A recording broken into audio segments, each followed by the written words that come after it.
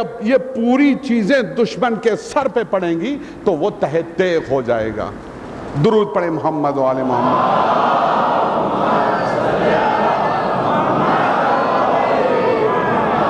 تو اب قاسم ابن حسن میدان جنگ میں تشریف لائے۔ اب قاسم ابن حسن میدان میں تشریف لائے۔ تغرل کے سپاہی لڑنے کو ایک کے بعد آتے رہے، واصل جہنم ہوتے رہے۔ عباس کا شاگرد لڑ رہا تھا، فنون جنگ عباس سے سیکھا تھا، بالکل نہیں گھبرائے قاسم، اسی انداز سے تلوار چلائی جیسے جناب عباس نے سکھائی تھی۔ ارزق شامی دو ٹکڑے ہو کے زمین پہ گرا اور واصل جہنم ہوا۔ بس حضور میں نے آپ کی زحمت کو تمام کیا، آمادہ ہو جائیں آپ گریہ کرنے کے لیے۔ گریہ کا انداز، رونے کا انداز چھٹے امام نے ہم کو حصول کافی میں بتایا تھا۔ دیکھو میرے جد پہ جب گریہ کرو تو ایسے بسر بسر کے مت رویا کرو، گھٹ گھٹ کے مت رویا کرو، بلکہ ایسے گریہ کرو جیسے کوئی بوڑھی ماں اپنے جوان بیٹے کے لاشے پہ بیٹھ کے روتی ہے۔ ایسے بین کرو، بین کر کر کے رویا کرو، گھٹ گھٹ کے نہیں رویا کرو۔ آنکھوں منہ سر ڈال کے زمین پہ مت رویا کرو، بین کر کے گریہ کرا کرو۔ چھٹے امام نے ترکیب بتلائی، میرے جد پہ یوں رویا کرو، گریہ کرو جیسے بوڑھی ماں اپنے جوان بیٹے کے لاشے پہ روتی ہے۔ بس حضور میں نے آپ کی زحمت کو تمام کیا۔ ارزق شامی کو جب کٹ کے گرتے ہوئے دیکھا نا، تو اب ارزق شامی جیسا پہلوان دو ٹکڑے ہو کے گرے زمین پر۔ اب فوجوں میں کس کی طاقت ہے، کس میں اتنی ہمت ہے کہ جو نکل کے قاسم کا مقابلہ کر سکے؟ کوئی نہیں آ رہا تھا نا۔ تو اب دشمن کی زبانی سنیے کہ کس طریقے سے جناب قاسم کا لاشا گھوڑوں سے پامال ہوا۔ جب جناب مختار کی حکومت مضبوط ہو چکی تھی، مستحکم ہو چکی تھی، تو مرہ ابن منظر ابدی ایک دن گرفتار کر کے پیش، عمر ابن معد گرفتار کر کے پیش کیا گیا۔ عمر ابن معد گرز چلانے والے سپاہیوں کا لشکر کا علمدار، 10,000 سپاہیوں کے اوپر علمدار تھا گرز چلانے والا سپاہی۔ گرز کیا ہوتی ہے؟ ایک لوہے کا بھاری گیند ہوتی ہے جس میں لوہے کی فولادی زنجیر ہوتی ہے، دستہ ہوتا ہے، گیند میں لوہے کی چھرے نکلے ہوتے ہیں، وہ پوری قوت سے گھما کے دشمن کے سر پہ گیند ماری جاتی ہے۔ تو لکھا ہے تاریخ میں کہ 10,000 سپاہیوں کے لشکر کا علمدار تھا عمر ابن معد۔ ایسے گرز چلاتا تھا کہ جب کسی سپاہی کے سر پہ گرز چلا دینا، عمر ابن معد اپنے کسی دشمن پہ جب سر پہ گرز لگا دیتا تھا تو دشمن کا سر ٹوٹ کے زخمی ہونے کے بعد دشمن کا جو حال ہوتا ہوگا، لیکن دشمن جس گھوڑے پہ بیٹھتا تھا نا، تو اس کے گرز کی وار کی شدت کی وجہ سے وہ گھوڑے کی کمر کی ریڑھ کی ہڈی بھی ٹوٹ جاتی تھی۔ عمر ابن معد جب گرفتار ہو کے پیش کیا گیا، تو جب مختار کے سامنے پیش کیا گیا تو اس نے اپنے ظلم کی داستان یوں بتلائی دوستو۔ تب پتہ چلا کہ قاسم ابن حسن کا لاشا گھوڑوں سے پامال کیسے ہوا جیتے جی۔ عمر ابن معد کہتا ہے، اے مختار، ارزق شامی کو کٹ کے گرتا ہوا دیکھنے کے بعد ہماری فوجوں میں کسی سپاہی میں اتنی ہمت نہ تھی کہ قاسم کے مقابلے کے لیے نکل کے آتا اور اس سے مقابلہ کرتا۔ قاسم ابن حسن فطرت انسان ہے، فطرت بچہ ہے۔ گھوڑا دوڑاتے ہوئے کداتے ہوئے میمنے کی طرف آ کے کہتے تھے، اے میمنے والو، تم نے میرے امو کو مجبور سمجھ رکھا ہے، تم سمجھتے ہو میرا امو حسین مجبور ہے، آؤ قاسم سے مقابلہ تو کر کے دیکھو۔ ہے تم میں کسی نے اپنی ماں کا دودھ پیا ہے تو آئے اور قاسم ابن حسن سے مقابلہ تو کر کے دیکھے۔ میرا امو مجبور نہیں ہے، میرا حسین مجبور نہیں ہے، آؤ مجھ سے مقابلہ کرو۔ تو میں منے سے جب کوئی نہیں نکلتا تھا نا، تو کعوہ کر کے گھوڑا پلٹاتے تھے قلب لشکر کی طرف، اے قلب لشکر والو، میں منے میں سے تو میرے مقابلے کے لیے کوئی آیا نہیں، ہے تم میں کسی نے جو اپنی ماں کا دودھ پیا ہے تو آئے اور قاسم سے تلوار چلا لے، آئے قاسم سے مقابلہ تو کرے۔ کیا تم میرے حسین کو مجبور سمجھتے ہو؟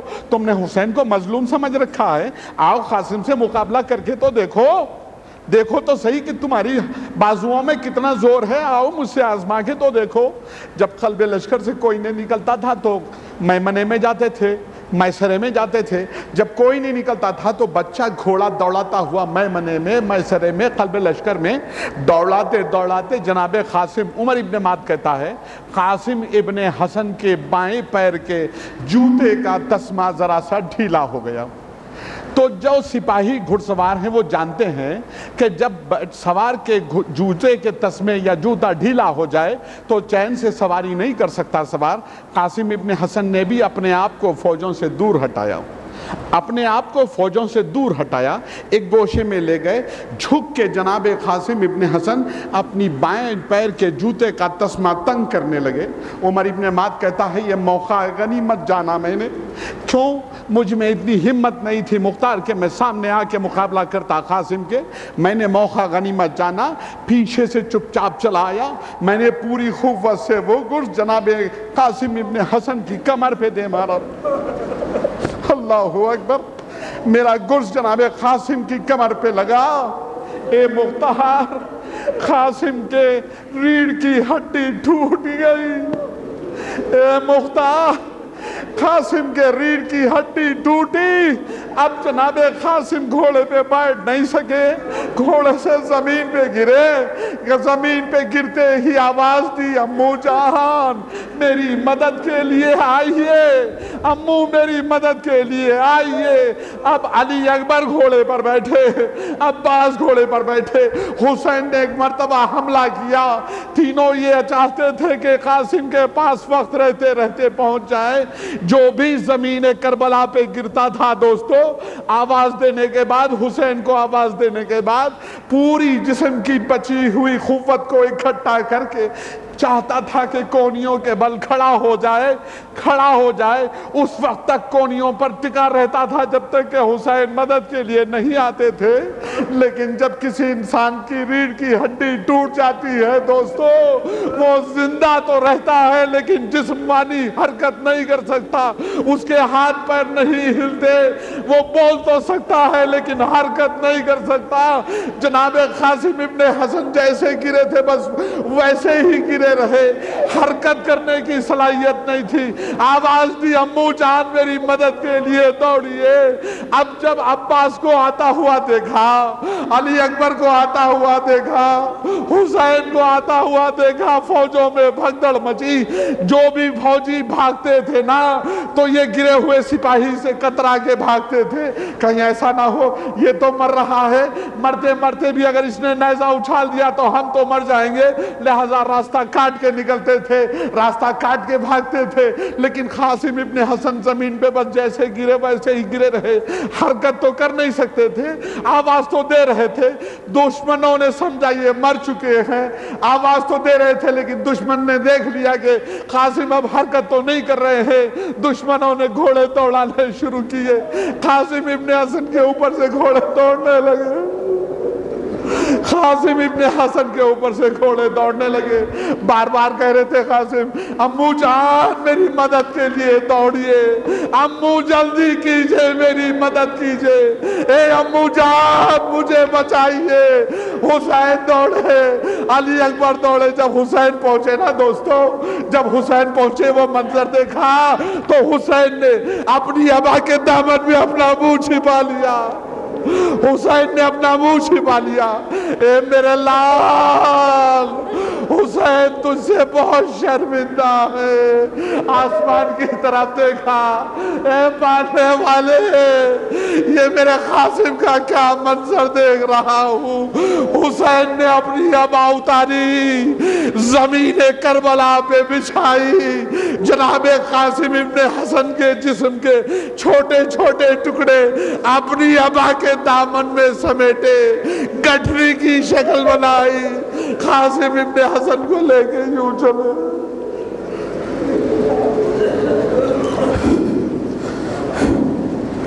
लानतुल्लाहि अलल कौमिज़ ज़ालिमीन वसियअलमुल लज़ीना ज़लमू अय्यामुन क़लबिन यनक़लिबून। बारेलाहा वास्ता शिकस्ता कासिम इब्न हसन के जिस्म के टुकड़ों का हम में कोई गम न दे सिवाय गम हुसैन के।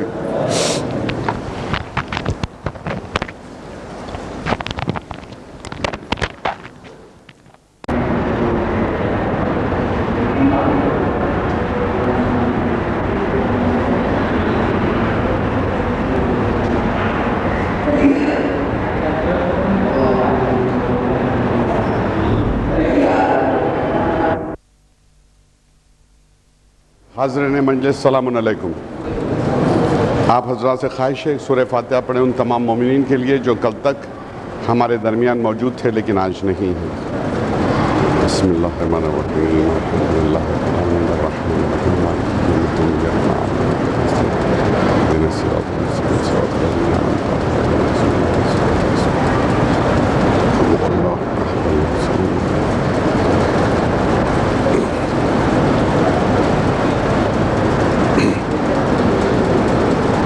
اعوذ باللہ من الشیطان اللعین الرجیم، بسم اللہ الرحمن الرحیم۔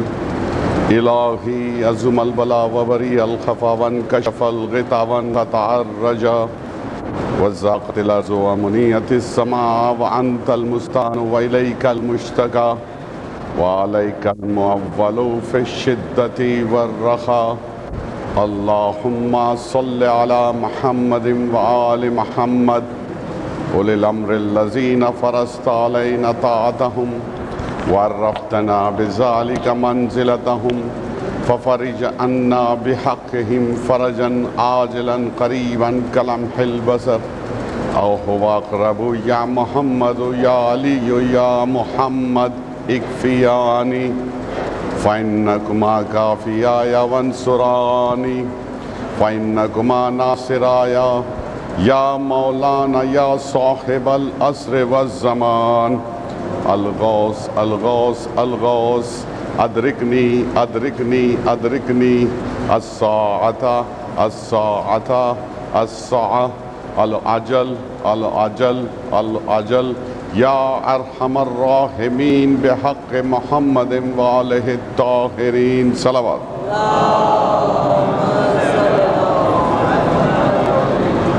بسم اللہ الرحمن الرحیم، الحمد للہ رب العالمین، الصلاة والسلام علی سید الانبیاء المرسلین ابو القاسم محمد صلوات واہل بیت الطیبین الطاہرین المعصومین المظلومین۔ اما بعد فقد قال اللہ تبارک فی کتاب المجید والفرقان الحمید وقولہ الحق۔ بسم اللہ الرحمن الرحیم، وسيعلم الذين ظلموا أي منقلب ينقلبون۔ صلوات۔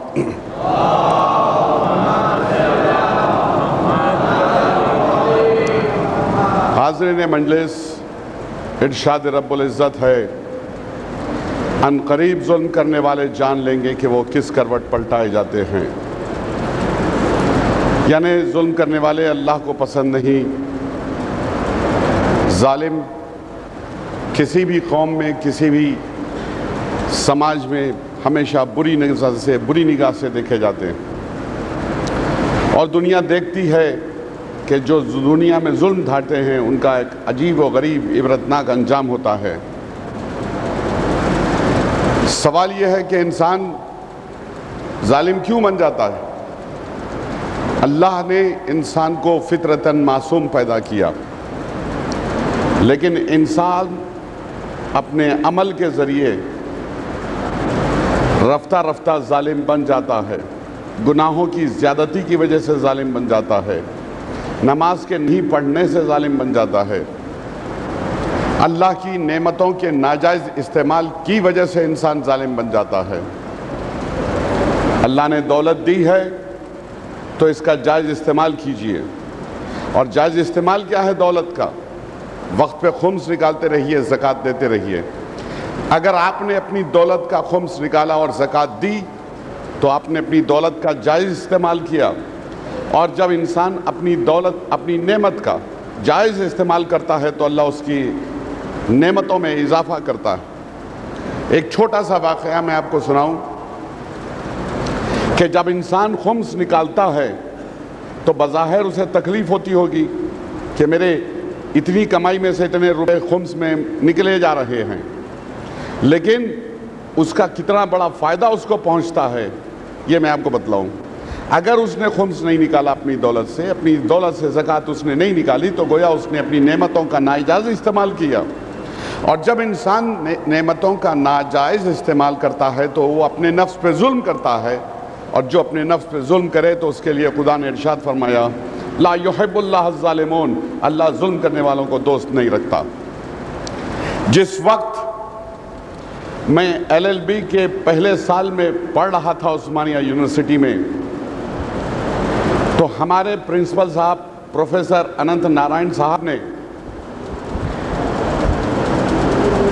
یہ بات مجھے بتائی کلاس میں، جو میں آپ کے سامنے دہرا رہا ہوں۔ یعنی خمس نکالنے سے، دولت کے جائز استعمال سے انسان کو کتنا بڑا فائدہ ہوتا ہے۔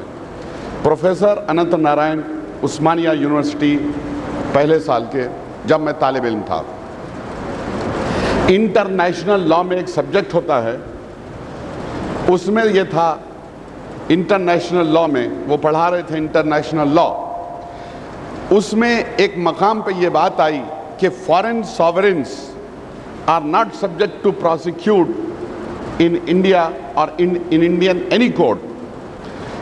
مطلب یہ کہ سپریم کورٹ میں بھی کسی غیر ممالک کے سربراہ کو پروسیکیوٹ نہیں کیا جا سکتا یا اس کے خلاف مقدمہ نہیں چلایا جا سکتا۔ مثلا اگر میں چاہوں کہ ایک مقدمہ دائر کروں پاکستان کے وزیر اعظم کے خلاف اس سپریم کورٹ میں ہندوستان کے، تو یہ ممکن نہیں ہے۔ یہ وہ سبجیکٹ تھا انٹرنیشنل لاء میں، یہ وہ پڑھا رہے تھے، اور سبجیکٹ تھا کانٹریکٹ کا۔ بتایا انہوں نے ہمیں، پروفیسر صاحب نے، علی اکبر کاشانی ایک صاحب تھے حیدرآباد کے رہنے والے، یہ سپریم کورٹ میں کیس لاء میں سائٹڈ ہے یہ کیس۔ علی اکبر کاشانی چائے کی پتی کی تجارت کرتے تھے۔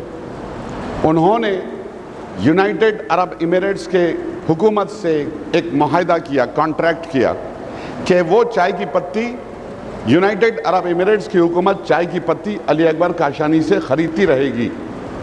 کسی وجہ سے اگر یونائٹڈ امریٹس کے حکومت نے چائے کی پتی کسی اور سے خرید لی تو بہرحال جو چائے کی پتی کا کمیشن ہے وہ علی اکبر کاشانی کو ملتا رہے گا۔ یہ معاہدہ تھا، یہ کانٹریکٹ تھا۔ تو علی اکبر کاشانی نے معاہدے کی خلاف ورزی ہونے پر یونائٹڈ عرب امریٹس کے سربراہ کے خلاف ہندوستان کی سپریم کورٹ میں ایک مقدمہ دائر کیا تھا۔ وہ واقعہ یہ تھا کہ چائے کی پتی علی اکبر کاشانی نے ایکسپورٹ کی، بھیجی جہاز میں، چائے کی پتی اسی بندرگاہ بمبئی کی لدی اور جہاز یونائٹڈ عرب امریٹس کے لیے روانہ ہوا۔ لیکن اس کا کیا کیجئے گا کہ جہاز سمندر میں طوفان میں پھنس گیا اور جہاز پانی میں غرق ہو گیا۔ چائے کی پتی جو علی اکبر کاشانی نے یونائٹڈ عرب امریٹس کو بھیجی تھی وہ وقت پہ انہیں ملی نہیں۔ مجبوراً ملک حکومت نے، عرب امارات کی حکومت نے چائے کی پتی سری لنکا سے خرید لی۔ اب علی اکبر کاشانی کا یہ استدلال کہ چونکہ تم نے مجھ سے معاہدہ کیا تھا، ایگریمنٹ ہوا تھا کہ اگر تم چائے کی پتی کسی اور سے خریدو گے تو کمیشن میرا بہرحال مجھے دے دیا جائے گا، انہوں نے کمیشن دیا نہیں۔ ان کا استدلال یہ تھا کہ تمہاری چائے کی پتی پہنچی نہیں، مجبوراً ہمیں دوسروں سے چائے پتی خریدنی پڑی۔ یہ مقدمہ انہوں نے کھڑا کیا۔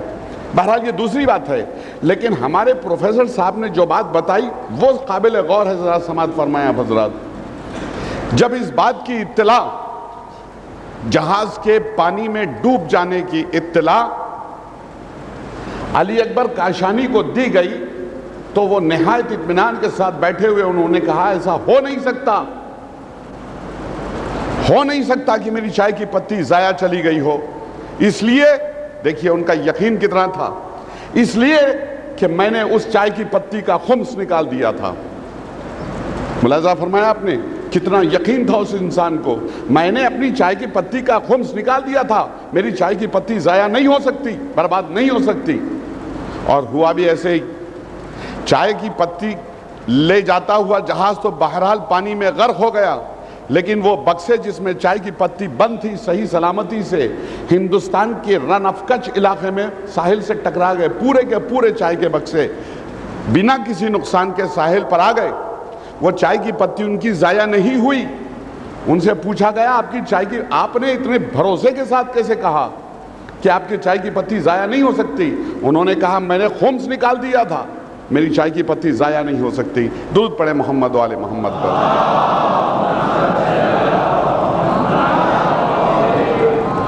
نعمتوں کا جائز استعمال اگر انسان کرے تو اللہ نعمتوں میں اضافہ بھی کرتا ہے۔ اگر چائے کی پتی کا کہیں انہوں نے خمس نہ نکالا ہوتا تو شاید پانی کے جہاز کے ساتھ ان کی چائے کی پتی بھی ضائع ہو گئی ہوتی، لیکن ان کا یقین دیکھیے، میں نے خمس نکال دیا ہے، پتی ڈوب نہیں سکتی، ضائع ہو نہیں سکتی۔ تو یاد رکھیے جناب کہ انسان کو اللہ نے جو نعمتیں دی ہیں، یا انسان جو سمجھتا ہے کہ وہ اس کے لیے اللہ کی دی ہوئی ایک نعمت ہے، جو بھی ہے، وہ ہاتھ پیر کی طاقت ہی کیوں نہ ہوتی ہو، اگر انسان اس نعمت کا جائز استعمال کرے گا تو اللہ اس کی نعمتوں میں اضافہ کرے گا اور وہ ظالم بننے سے بچا رہے گا۔ انسان ظلم کیوں کرتا ہے؟ نعمتوں کے ناجائز استعمال کی وجہ سے ظلم کرتا ہے انسان۔ تو حضور کل ہماری گفتگو اس منزل پہ پہنچی تھی کہ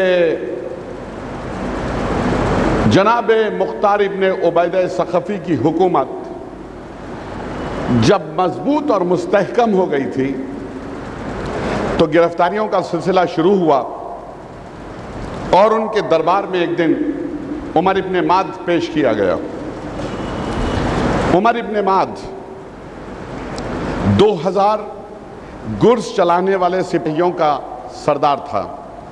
جیسے کہ میں نے کل آپ کو بتلایا کہ اس کے گرز سے زخمی انسان کی جو حالت ہوتی ہو تو ہوتی ہو سپاہی کی، لیکن سپاہی جس گھوڑے کی پیٹھ پہ بیٹھا ہوتا ہے تو اس کی گرز کی شدت کی وجہ سے گھوڑے کی کمر کی ہڈی بھی ٹوٹ جاتی تھی۔ اس نے اپنے ظلم کی داستان بتلائی کربلا کے میدان میں۔ اس نے کہا کہ ارزق شامی کو جب ہم نے کٹ کے گرتے ہوئے دیکھا تو اب ہماری فوجوں کے کسی بہادر پہلوان میں اتنی طاقت نہ تھی ارزق شامی جیسا کٹ جائے۔ اتنا بہادر نامی گرامی پہلوان جب کٹ کے 2 ٹکڑے ہو جائے تو اس بچے کے سامنے کس کی مجال تھی جو نکل کے آتا؟ بچہ اپنے آپ کو فوجوں سے دور ہٹا کے جب اپنی بائیں پیر کے تسمے جوتے کا تسمہ باندھ رہا تھا، عمر ابن ماد کہتا ہے میں نے دھوکے سے پیچھے سے بچے کی کمر پہ گرز مار دیا۔ 2 باتیں قابل غور ہیں۔ پہلی بات کہ جس سن کے جناب قاسم تھے اس سن کے بچے میدان میں لڑنے کے لیے جایا نہیں کرتے، اس لیے ان کے جسم کے جسامت کے حساب سے کوئی زرہ بنتی نہیں۔ بچہ لڑنے نہیں جائے گا تو بچے کی سائز کی کوئی زرہ نہیں بنائی جاتی تھی عرب میں، تو بنا زرہ کے گئے جناب قاسم۔ دوسری بات، خیبر کے بعد علی مرتضیٰ نے خیبر میں بتلا دیا تھا، جب پیغمبر اسلام نے کہا کہ کل وہ میں علم اس کو دوں گا کہ جو میدان سے بھاگے گا نہیں مڑ کے پیٹھ نہیں دکھلائے گا، تو اس دن جناب علی مرتضیٰ نے اپنی زرہ کی پشت والی زرہ اتار کے پھینک دی تھی۔ زرہ صرف سامنے کے حصے میں پہنی ہوئی تھی انہوں نے، پیچھے ان کی پیٹھ کھلی ہوئی تھی۔ اس دن کے بعد سے خاندان بنی ہاشم کا کوئی بھی انسان، کوئی بھی جوان اپنی پیٹھ پر زرہ نہیں باندھتا تھا۔ پیٹھ جناب قاسم کی زرہ سے کھلی تھی۔ اگر یہ مان بھی لیا جائے کہ زرہ پہنی ہوگی تو ان کی پیٹھ زرہ سے کھلی ہوئی تھی، اس لیے کہ بنی ہاشم کا کوئی بھی جوان پیٹھ پہ زرہ نہیں باندھتا تھا۔ جسے میدان سے بھاگنا ہی نہیں ہے تو پیٹھ پہ زرہ باندھ کے فائدہ کیا ہے اس کا؟ یہ 2 کمزوریاں ایسی تھیں جس کا فائدہ عمر ابن ماد نے اٹھایا۔ گرز اس نے جناب قاسم کے کمر پہ چلایا، گرز کے لگتے ہی جناب قاسم کی ریڑھ کی ہڈی ٹوٹ گئی۔ ظالم اپنی زبانی بتاتا ہے کہ ریڑھ کی ہڈی جس انسان کی ٹوٹ جاتی ہے وہ آواز تو دے سکتا ہے، ہوش و آواز میں تو رہ سکتا ہے، بات چیت تو کر سکتا ہے، لیکن اپنے جسم میں حرکت نہیں دے سکتا۔ کربلا کے میدان میں جس نے بھی آخری سلام کہا حسین سے، اس نے اپنی بچی کچی طاقت اکٹھا کر کے اپنے کونیوں کے بل پہ کھڑے ہونے کی کوشش کی، اور جو گھڑ سوار ادھر ادھر بھاگتے دوڑتے تھے وہ اس گرے ہوئے سپاہی سے کترا کے نکلتے تھے، یہ تو گرا پڑا ہے، ابھی کچھ دیر میں مر بھی جائے گا، کہیں ایسا نہ ہو کہ مرتے مرتے اس نے ایک نیزہ ہماری طرف کو چلا دیا تو ہم بھی مارے جائیں گے، اس لیے سپاہی کترا کے بچ کے نکلتے تھے۔ جناب قاسم جب زمین کربلا پر گرے تو جسم میں حرکت کرنے کی صلاحیت نہیں تھی، گھوڑے ان کے اوپر سے دوڑ پڑے، اسی لیے ان کا جسم گھوڑوں سے ان کے جیتے جی پامال ہو گیا۔ اب دربار میں کوہرام مچا، ظالم نے اپنے ظلم کی داستان سنائی، چاہنے والوں کا مجمع دربار میں۔ ابراہیم ابن مالک اشتر بہت روئے، دھاڑے مار مار کے روئے اور غش کھا کے گر پڑے، ہوش میں لایا گیا، پھر رونے لگے۔ اس کے بعد کہا، اے امیر مختار، آپ مجھے اجازت دیں کہ اس کا انتقام میں لوں۔ کہا تمہیں اجازت ہے؟ کہا کیوں عمر ابن معد، تو سمجھتا ہے کہ دنیا میں تو ہی بڑا بھاری گرز چلانے والا سپاہی ہے، تو ہی بہت اچھا گرز چلانا جانتا ہے؟ دیکھ گرز ہم نے بھی چلانا سیکھا ہے ہمارے استاد سے، بتا تیرا گرز کہاں ہے؟ اس کا گرز بنوایا گیا۔ کہا یہی گرز تھا نا جو تو کربلا میں لے گیا تھا؟ کہا ہاں یہی تھا۔ کہا اچھا ٹھیک ہے، بچہ تو ململ کا کرتا ہوا پہنے ہوئے تھا جس پر تو نے گرز چلایا، زرہ بھی نہیں پہنی تھی اس نے۔ کہا میں تجھے اختیار دیتا ہوں عمر ابن معد، اپنے آپ کو جتنا تو لوہے میں ڈبا سکتا ہے ڈبا لے، میں گرز چلاؤں گا، اگر تو بچ جائے تو بچ جائے، ورنہ پھر تو واصل جہنم ہونے کے لیے تیار ہو جا۔ عمر ابن معد نے احتیاطاً، اب تو موت سامنے کھڑی تھی، بڑا بھاری ہیلمٹ پہنی لوہے کی، کھود رکھا اور کھڑا ہوا تیار ہوا۔ کہا یہی وہ گرز تھی نا جس سے تو نے چلایا تھا؟ کہا یہی تھی۔ جناب ابراہیم ابن مالک اشتر نے وہ اسی عمر ابن معد کی وہی گرز اس کے سر پہ اتنی زور سے دے ماری، دوستو تاریخ میں یہ لکھا ہے کہ اس کا سر اس کی پیٹ میں پیوست ہو گیا۔ درود پڑھیں محمد و آل محمد۔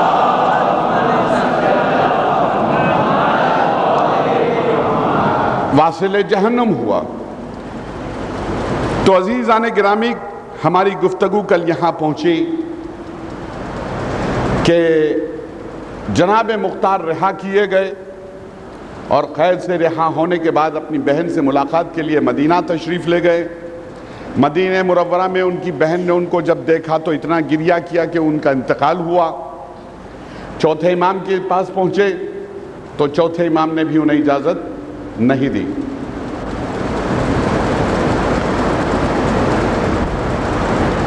اپنے استاد محترم کے پاس پہنچے، محمد حنفیہ کے پاس، انہوں نے بھی اجازت نہیں دی۔ مکے کے پاس ایک مقام ہے طائف، وہ وہاں چلے گئے اور اب وہ وہیں ہیں۔ اسی دوران یزید کے واصل جہنم ہونے کی اطلاع کوفے میں عام ہو گئی۔ انقلاب برپا کرنے والوں نے، چاہنے والوں نے علی کے دارالامارہ پر حملہ کر دیا، زندان کا دروازہ توڑ دیا۔ وہ 4500 جو قیدی بند تھے محب اہل بیت، وہ سب کے سب رہا ہوئے۔ سلیمان ابن سرد خزائی صحابی بھی رسول، اور ان کی سرکردگی میں ایک معرکے کی جنگ ہوئی۔ اس جنگ میں عمر ابن عبید اللہ مارا گیا۔ سلیمان ابن سرد خزائی کے فرزند خالد ابن سلیمان نے، جو 16-17 برس کے تھے، ایسی معرکے کی جنگ کی اور فیصلہ کن جنگ کی کہ عمر ابن عبید اللہ مار دیا گیا، قتل کر دیا گیا میدان جنگ میں۔ اور جب لشکر کا علمدار اس بری طریقے سے واصل جہنم کر دیا گیا تو وہ تو بھاگنے میں ماہر تھے۔ کیا ملکھا سنگھ کبھی دوڑتے ہوں گے اولمپک ریس میں؟ جو وہ دوڑنے کے ماہر تھے میدان سے، موروثی بھگوڑے تھے، بھاگنے کی اتنی بہترین پریکٹس تھی ان لوگوں کو کہ جس کی کوئی مثال نہیں ملتی۔ سب نے اپنی ناک کی سیدھ میں دوڑنا شروع کیا، لیکن 10,000 کے لشکر میں سے 6,000 واصل جہنم کر دیے گئے۔ بچ کے بھاگے محمد ابن اشس، اور شمر بھاگا، عمر سعد بھاگا، ہرملہ بھاگا، حسین ابن نمیر بھاگا، یا جتنے تھے بھاگنے کے ماہر بھگوڑے سب بھاگے، واپس پلٹ آئے سلیمان ابن سرد خزائی۔ واپس لوٹنے کے بعد ابھی کچھ دنوں کوفے میں آرام سے گزارے تھے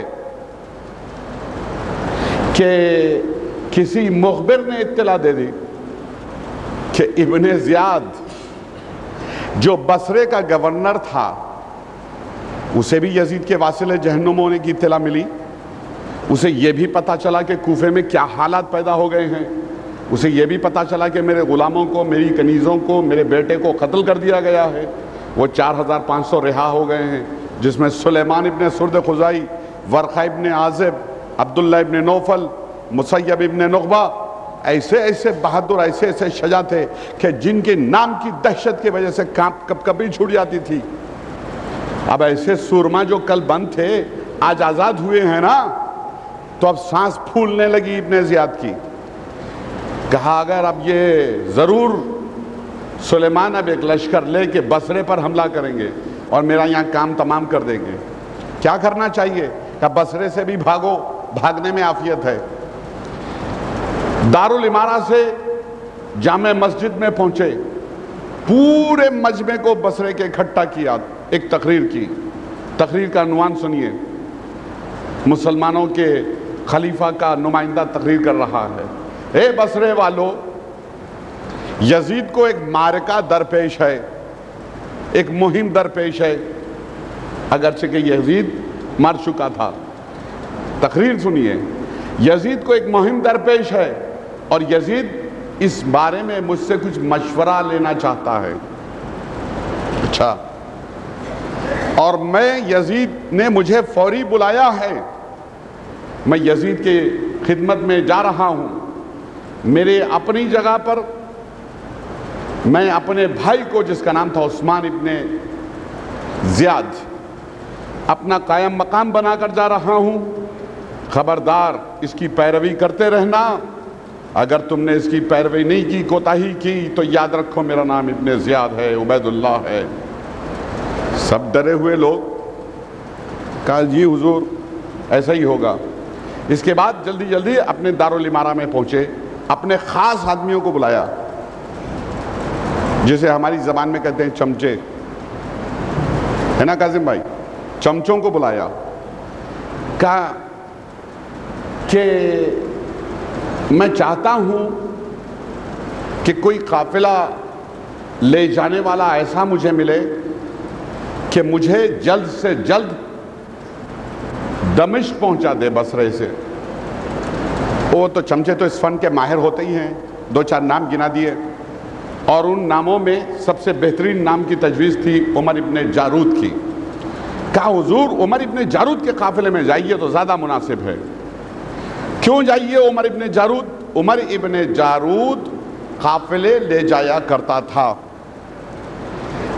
آج کے زمانے میں بہت ساری آسانیاں ہیں، ہم ہوائی جہاز سے چلے جائیں، بس میں بیٹھ جائیں، ٹرین سے چلے جائیں، لیکن اس زمانے میں بمبئی سے حیدرآباد یا حیدرآباد سے بمبئی کو آنے کے لیے قافلے کا انتظار کرنا پڑتا تھا۔ 3 مہینے انتظار ہوتا تھا کہ ایک قافلہ تیار ہو جو بمبئی سے حیدرآباد کی سمت جا رہا ہو۔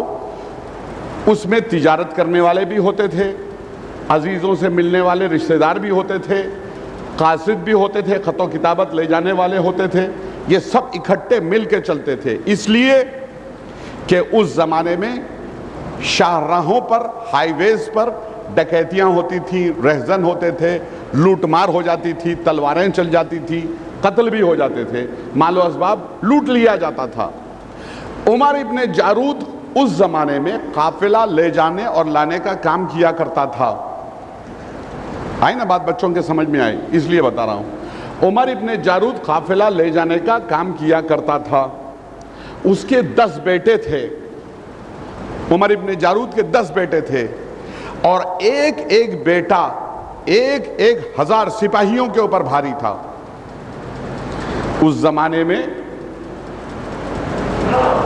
ہر آدمی تندرست ہونا ضروری تھا۔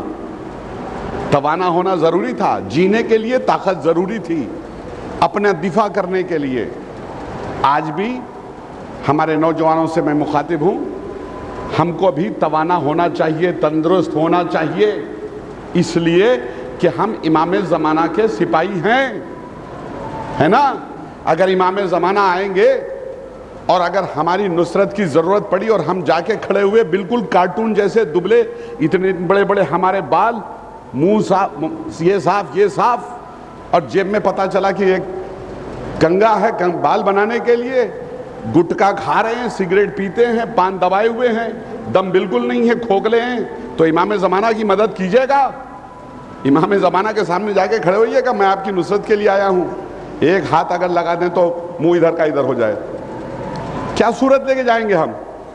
इसलिए दोस्तों, कसरत करना चाहिए, वो भी एक इबादत है। अगर ये सोच के कसरत की जाए कि हम इमाम ज़माना की नुसरत करेंगे तो ज़ाहिर है अपने जिस्म को तवाना बनाएंगे, ताकतवर बनाएंगे, वरना फिर खाइए गुटके, पीजिए सिगरेट और पान दबाए मुंह में घूमते रहिए। दाढ़ी साफ है, माफ़ करें हजरात, मैं बिल्कुल सच बोलने का आदी हूँ, पुलिस वाला हूँ, खरी बात करता हूँ। अगर आपको बात बुरी लगे तो बुरी लगे, इससे मुझे कोई मतलब नहीं। इमाम फरमाते हैं, छठे इमाम जाफर सादिक अलैहिस्सलातु वस्सलाम,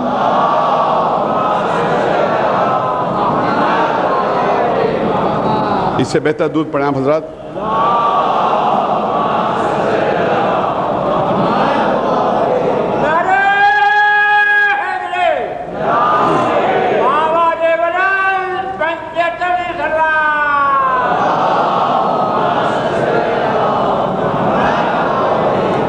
अगर इतने मजमे में किसी एक नौजवान के दिल में मेरी बात उतर गई तो मैं समझूंगा कि अपने मकसद में मैं कामयाब रहा।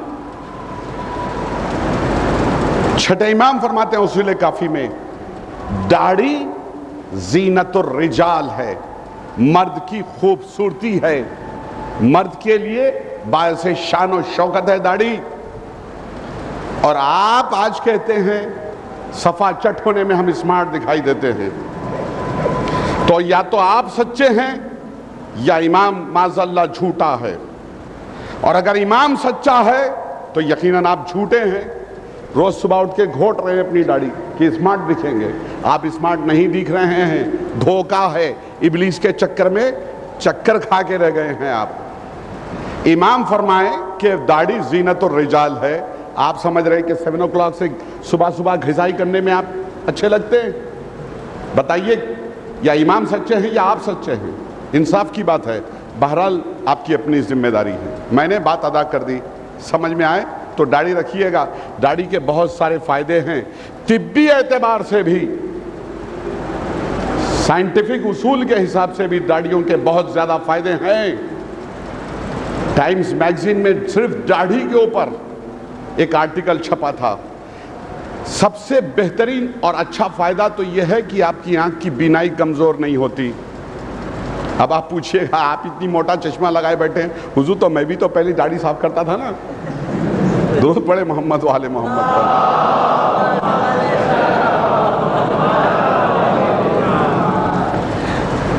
मुझे पटना मजलिस पढ़ने के लिए बुलाया एक अंजुमन ने, और अजीब इत्तेफाक की बात यह है कि उस अंजुमन का हर मेंबर पुलिस वाला था। एक डीएसपी साहब थे, अंजुमन के सदर थे, 2-4 इंस्पेक्टर थे, वो मेंबर्स थे, बाकी कांस्टेबल, वो सबके सब पुलिस वाले थे और सब सफा चट थे।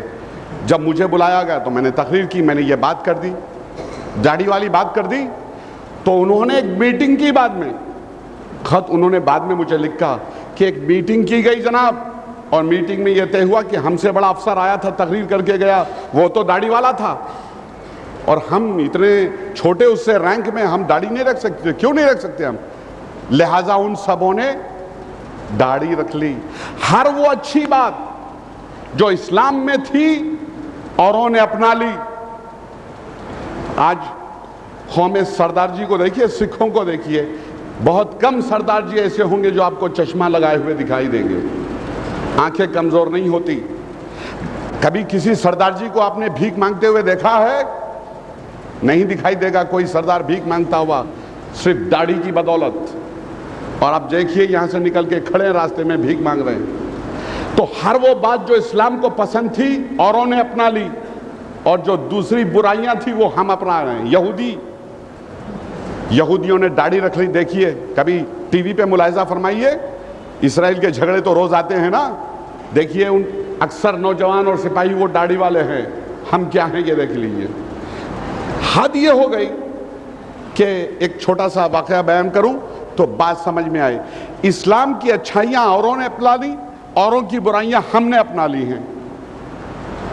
ایک صاحب مسلمان تھے اور ایک عیسائی نصرانی، دونوں دوست تھے۔ مسلمان صاحب حج کو جانے کے ارادے سے تیار ہوئے، اپنی چند امانتیں اور ظاہر ہوں گے روپیے پیسے انہوں نے رکھوائیں بطور امانت اپنے دوست عیسائی کے پاس۔ دیکھیے مسلمان کہاں پہنچ گیا ہے، عیسائی کے پاس رکھا دی اس نے، حج سے فارغ ہوئے واپس لوٹے، اس نے کہا لاؤ میرا مال، بھیا میں نے رکھایا تھا۔ تو عیسائی کی نیت خراب ہو گئی، اس نے کہا کیسا مال، کب رکھایا تھا تم نے؟ اس نے انکار کیا، بات بڑھی، دوستوں تک پہنچی، دوستوں سے کہلوایا بھیا ہمارا مال دلوا دو، ہم غریب آدمی ہیں، وہ دبائے بیٹھا ہے۔ دوستی دشمنی میں بدل گئی، کسی طریقے سے وہ دینے کے لیے تیار نہیں، دوستوں سے دباؤ ڈالا گیا، عزیزوں سے، رشتہ داروں سے، وہ دینے کے لیے تیار نہیں، اس کی نیت خراب۔ تھک ہار کے کسی نے مشورہ دیا کہ ان کے جو پادری ہیں، فادر ہیں، ان سے شکایت کرو، شاید وہ دلوا دیں تمہارا مال۔ وہ فادر کے پاس پہنچے، اپنا واقعہ بیان کر دیا، کوئی بات نہیں، فادر نے کہا تمہارا مال مل جائے گا، تم اطمینان رکھو۔ بلایا اسے، ایک جملہ کہا فادر نے، سنیے غور سے سماعت فرمائیے، جان تھا اس کا نام، بلایا مسٹر جان ادھر آؤ۔ جان میری یہ سمجھ میں نہیں آتا کہ تو مسلمان کب سے ہو گیا؟ درود پڑھے محمد و آل محمد۔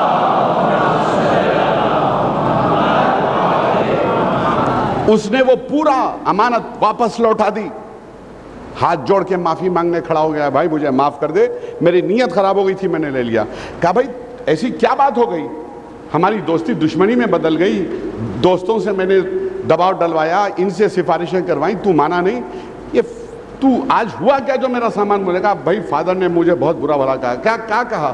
فادر نے مجھ سے کہا کہ اے جان تو کب سے مسلمان ہو گیا؟ یہ مسلمانوں کے آج کا کیریکٹر ہے۔ درود پڑھے محمد و آل محمد۔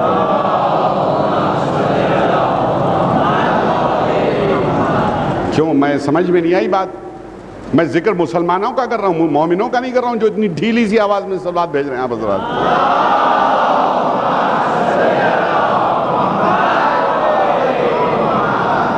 بھائی تھوڑا سا ڈیفرینشیٹ کیجئے، مسلمان اور مومن میں فرق ہے کہ نہیں ہے؟ بہرحال کسی مخبر نے جناب سلیمان ابن سرد خزائی کو یہ اطلاع پہنچا دی۔ عمر ابن جارود بلایا گیا، اس کے 10 بیٹے تھے، ایک بیٹا 10 ہزار سپاہیوں پہ بھاری تھا، ایک بیٹے کے پاس 100 غلام تھے، اونٹ تھے، گھوڑے تھے، خچر تھے، گدھے تھے، سب سامان تھا، قافلے میں لے جاتے تھے۔ بلایا گیا اور اس زمانے کے جتنے چور، اچکے، ڈاکو، قزاق، پیریڈز ہوتے تھے نا، وہ سب رہزن ٹھگ، اگر عمر ابن جارود کا پرچم دکھلائی دے قافلے میں تو جسارت نہیں کرتے تھے، ہمت نہیں کرتے تھے کہ قافلے پہ حملہ کر دیا جائے۔ اس کی وجہ یہ تھی کہ اس کا ایک بیٹا اتنا بہادر اور شجاع تھا، اس کے غلام اتنے ٹرینڈ تھے، اس کے پاس ساز و سامان بھی کافی تھا، اسلحے تھے۔ ہر آدمی، ہر تجارت کرنے والا اس کے قافلے میں جانا زیادہ پسند کرتا تھا، محفوظ پہنچیں گے مقام پر، اس کے ساتھ جاتے تھے، یہ اجرت بھی زیادہ لیتا تھا۔ اسے بلایا گیا، یہ پہنچے، کہا ہاں جناب حاضر ہیں، فرمائیے کیا حکم ہے، کیا خدمت کر سکتے ہیں ہم آپ کی؟ کہا بھائی عمر ابن جارود ایک مہم درپیش ہے یزید کو، اور یزید چاہتا ہے کہ اس بارے میں وہ کچھ مجھ سے صلاح مشورہ کرے، مجھے بلایا ہے، میں جانا چاہتا ہوں، دمشق جانا چاہتا ہوں، کیا تم مجھے دمشق پہنچا دو گے؟ کہا بے شک پہنچا دوں گا، میرا تو کام ہی یہ ہے۔ کب چلیے گا؟ کہا کب چلیے گا، اس کا کیا مطلب ہے؟ ابھی چلیے؟ کہا ابھی چلیے گا حضور؟ کہا ابھی چلیے گا۔ تو ابھی تو اتنا جلدی نہیں، ظہر کی نماز کے بعد کہیں تو حضور قافلہ تیار کروا دوں گا. ہاں چلیں تیار ہیں. اجرت کیا ملے گی؟ کیا ملے گا مجھے؟ تو کہا میری وزن کے برابر، میری وزن کے برابر سونا تمہیں میں دوں گا. عمر ابن جارود نے ان کے وزن کا جائزہ لیا، چاروں طرف سے دیکھا، کافی موٹا پیٹ ان کا، یہ موٹی موٹی ٹانگیں، حرام کی کمائی بیت المال کی کھا کے پھول گئے تھے. کہا سودا برا نہیں ہے. کہا اچھا ٹھیک ہے میں لے چلوں گا. ظہر کی نماز کے بعد قافلہ تیار ہوا.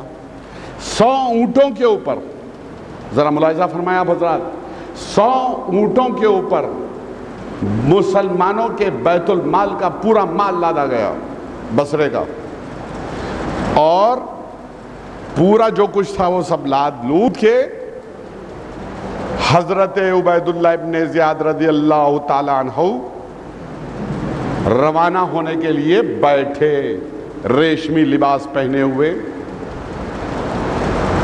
خوشبو لگائے ہوئے. کہا مجھے ایسے راستے سے لے کے چلو اے عمر ابن جارود، مجھے ایسے راستے سے لے کے چلو جو غیر معروف ہے، نیشنل ہائی وے سے مت لے کے جانا، وہ راستے جو کوئی نہیں چلتا جس سے، اس سے لے کے چلو. کہا حضور کیوں؟ کہا میرا حکم ہے. کہا آپ کا حکم ہے سر آنکھوں پہ، ہمیں کیا، ہم تو قافلہ لے جانے والے، آپ چاہے جدھر سے جائیں. ضروری تو یہ تھا کہ اتنی شان و شوکت کے ساتھ نیشنل ہائی وے سے گزرتے ہو عبید اللہ، لیکن کہا چور راستے سے لے کے چلو، جنگل کوچے سے. کہا چلیے حضور ہمیں کیا، لے جانے سے مطلب ہے.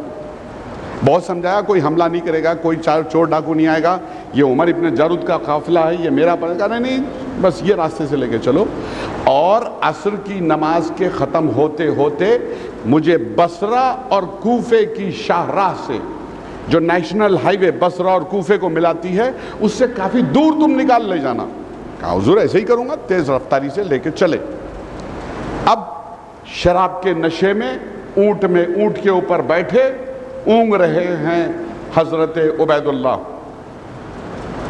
قافلہ چل رہا ہے بس رفتاری سے. ان کا ایک بیٹا، عمر ابن جارود کا ایک بیٹا، جس کے بارے میں یہ بات مشہور تھی کہ اس کی نگاہیں بہت تیز تھیں، وہ صحرا میں بڑی دور کی چیز دیکھ کے بتلا دیتا تھا کہ یہ ہو سکتا ہے، یہ ہے، اور ہمیشہ اس کی وہ بات صحیح ہوتی تھی.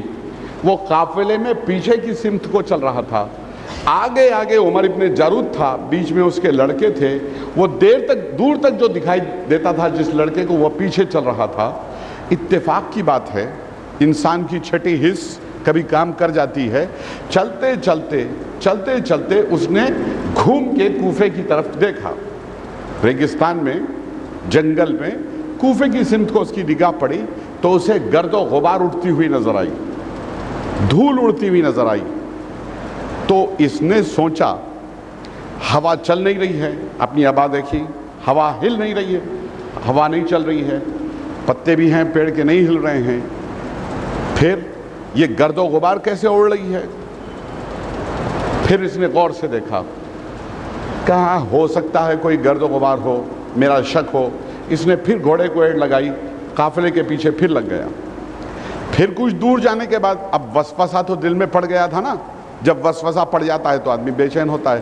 اس نے پھر اپنا گھوڑا روکا، پھر پیچھے کی طرف دیکھا. اب گرد و غبار کے ساتھ ساتھ نیزے کی انیاں چمکتی ہوئی نظر آئی، نوکیں چمکتی ہوئی نظر آئیں. کہ اچھا یہ نیزہ، قافلہ تو ہو نہیں سکتا. قافلہ اگر ہوتا، کوئی تجارت کا قافلہ ہوتا تو اتنی تیز رفتاری سے اس سمت میں نہیں آتا. اس نے اندازہ لگایا، اسپیکولیشن، چونکہ گرد و غبار اڑ رہی ہے، اس کا مطلب یہ تیز رفتاری سے آ رہی ہے، تو یہ قافلہ ہو نہیں سکتا. قافلہ ہوتا ہے اطمینان سے جائے آدمی. یہ کیا بات ہے گرد و غبار اڑ رہی ہے. اب جو دوبارہ دیکھا تو نیزے کی انیاں نظر آئیں.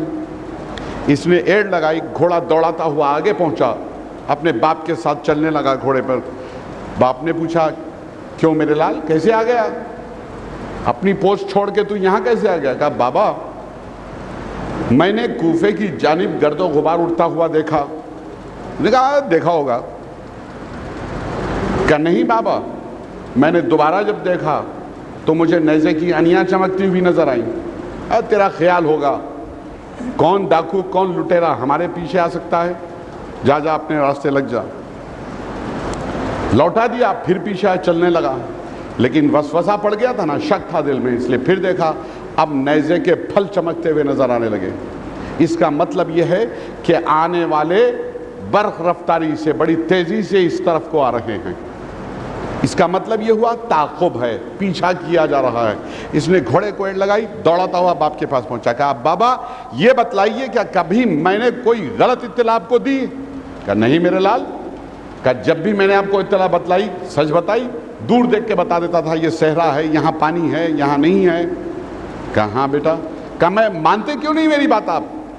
کوفے کی سمت سے ایک لشکر آ رہا ہے فوجی. کہ تو نے کیسے اندازہ لگایا کہ وہ فوجی لشکر ہے؟ کہ جس انداز سے گھوڑے بڑھ رہے ہیں, کیولری جب چلتی ہے نا, گھوڑے ایک ساتھ دوڑتے ہیں کیولری کے, تو دستہ جب بڑھتا ہے آگے تو اس نے کہا یہ کیولری کے گھوڑے بڑھ رہے ہیں آگے, فوجی دستہ ہے گھڑ سواروں کا جو ہماری سمت کو تعاقب میں آ رہا ہے. کہ اچھا چل میں دیکھتا ہوں. اپنے گھوڑے کو پاس ہٹایا, قافلہ آگے بڑھنے کے بعد یہ یہیں رکا رہا. جب گرد و غبار تھمی اپنی قافلے کی, اس نے دیکھا اب نیزے کے پھل چمکتے ہوئے نظر آنے لگے. کہا ہاں تو نے ٹھیک کہا. میرے بیٹے سے کہا میرے لال تو بالکل سچا ہے, ذرا اب یہ کیا ہو سکتا ہے, یہ کیوں آ رہے ہیں ہمارے تعاقب میں؟ کہا میں کیا جانوں کیوں آ رہے ہیں. کہا اس بارے میں چل کے ابن زیاد سے پوچھنا چاہیے. پھر کہا بیٹا مجھے شک پیدا ہو گیا. سب سے پہلی بات, اس نے جو اجرت طے کی ہے وہ بہت زیادہ ہے. اس کی برابر سونا یہ بہت زیادہ اجرت ہے ہمارے لیے. پھر بیٹا اس نے نہ جانے کیوں مجھ سے یہ کہا کہ غیر معروف راستے سے لے کے چلو, تو ضرور کوئی بات ہے جس کی وجہ سے یہ کہتا ہے کہ غیر معروف راستے سے لے کے چلو. چلو اسی سے چل کے پوچھتے ہیں. گھوڑے کو ایڑ لگائی, دوڑاتے ہوئے اس اونٹ کے پہلو میں پہنچے جہاں ابن زیاد اونگ رہے تھے. کہا مسٹر ابن زیاد اٹھیے. اٹھے. کیا بات ہے؟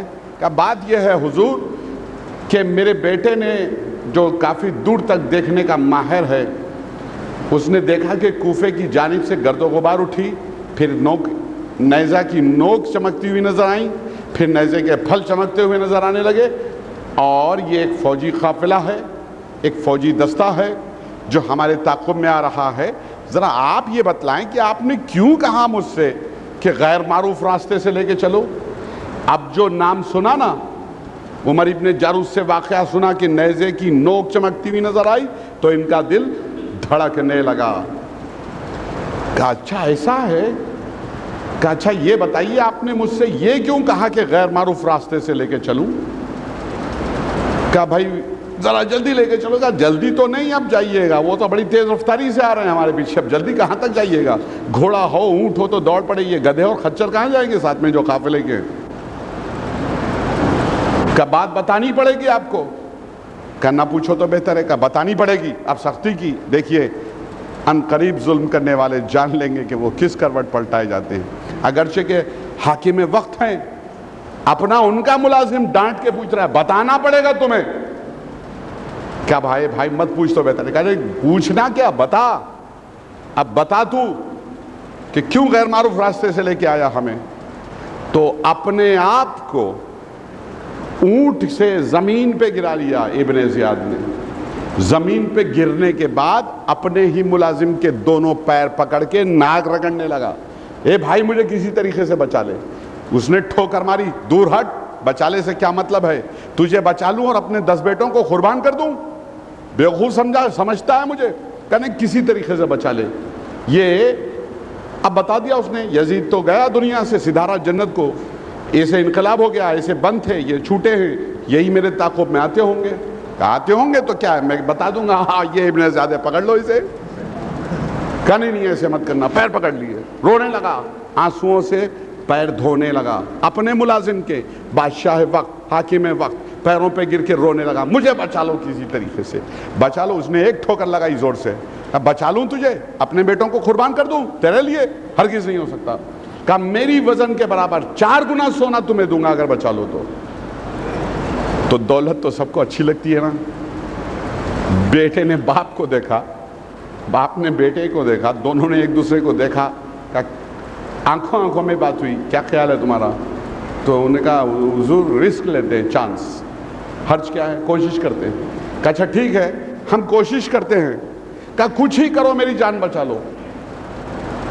वो तुम्हारी जान बचाने का बस अब एक ही तरीका है, वो ये कि जैसे हम तुम्हें कहें वैसे करो। कहा मैं हर काम करने के लिए तैयार हूं, तुम बताओ कि मुझे क्या करना है। कहा अच्छा तो सबसे पहले ये सुनिए कि आप अपने कपड़े उतारिए। नंगा किया गया। दुरूद पढ़े मोहम्मद वाले मोहम्मद पर।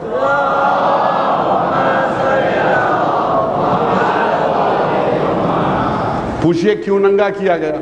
सवाल पैदा होता ना, नंगा करने का क्या जवाब है? मैं बताता हूं। रेशमी लिबास पहनता था इब्ने ज़ियाद, और अपने लिबास में इतर लगाता था, मिश्क अंबर लगाता था, तो लिबास की खुशबू से पहचान लिया जाने का चांस था, इसीलिए नंगा किया गया। अब पूछिए मिश्क अंबर क्यों लगाता था? तो जब हुसैन का सर दरबार में पेश किया गया कूफे में, तो इसने बेअदबी करके हुसैन के सर को अपने जानू पे रख लिया। हुसैन के खून का एक खतरा इसके जानू पे गिरने के बाद इसके जिस्म को चीरता हुआ जमीन में गिरा और जमीन में पैवस्त हो गया था।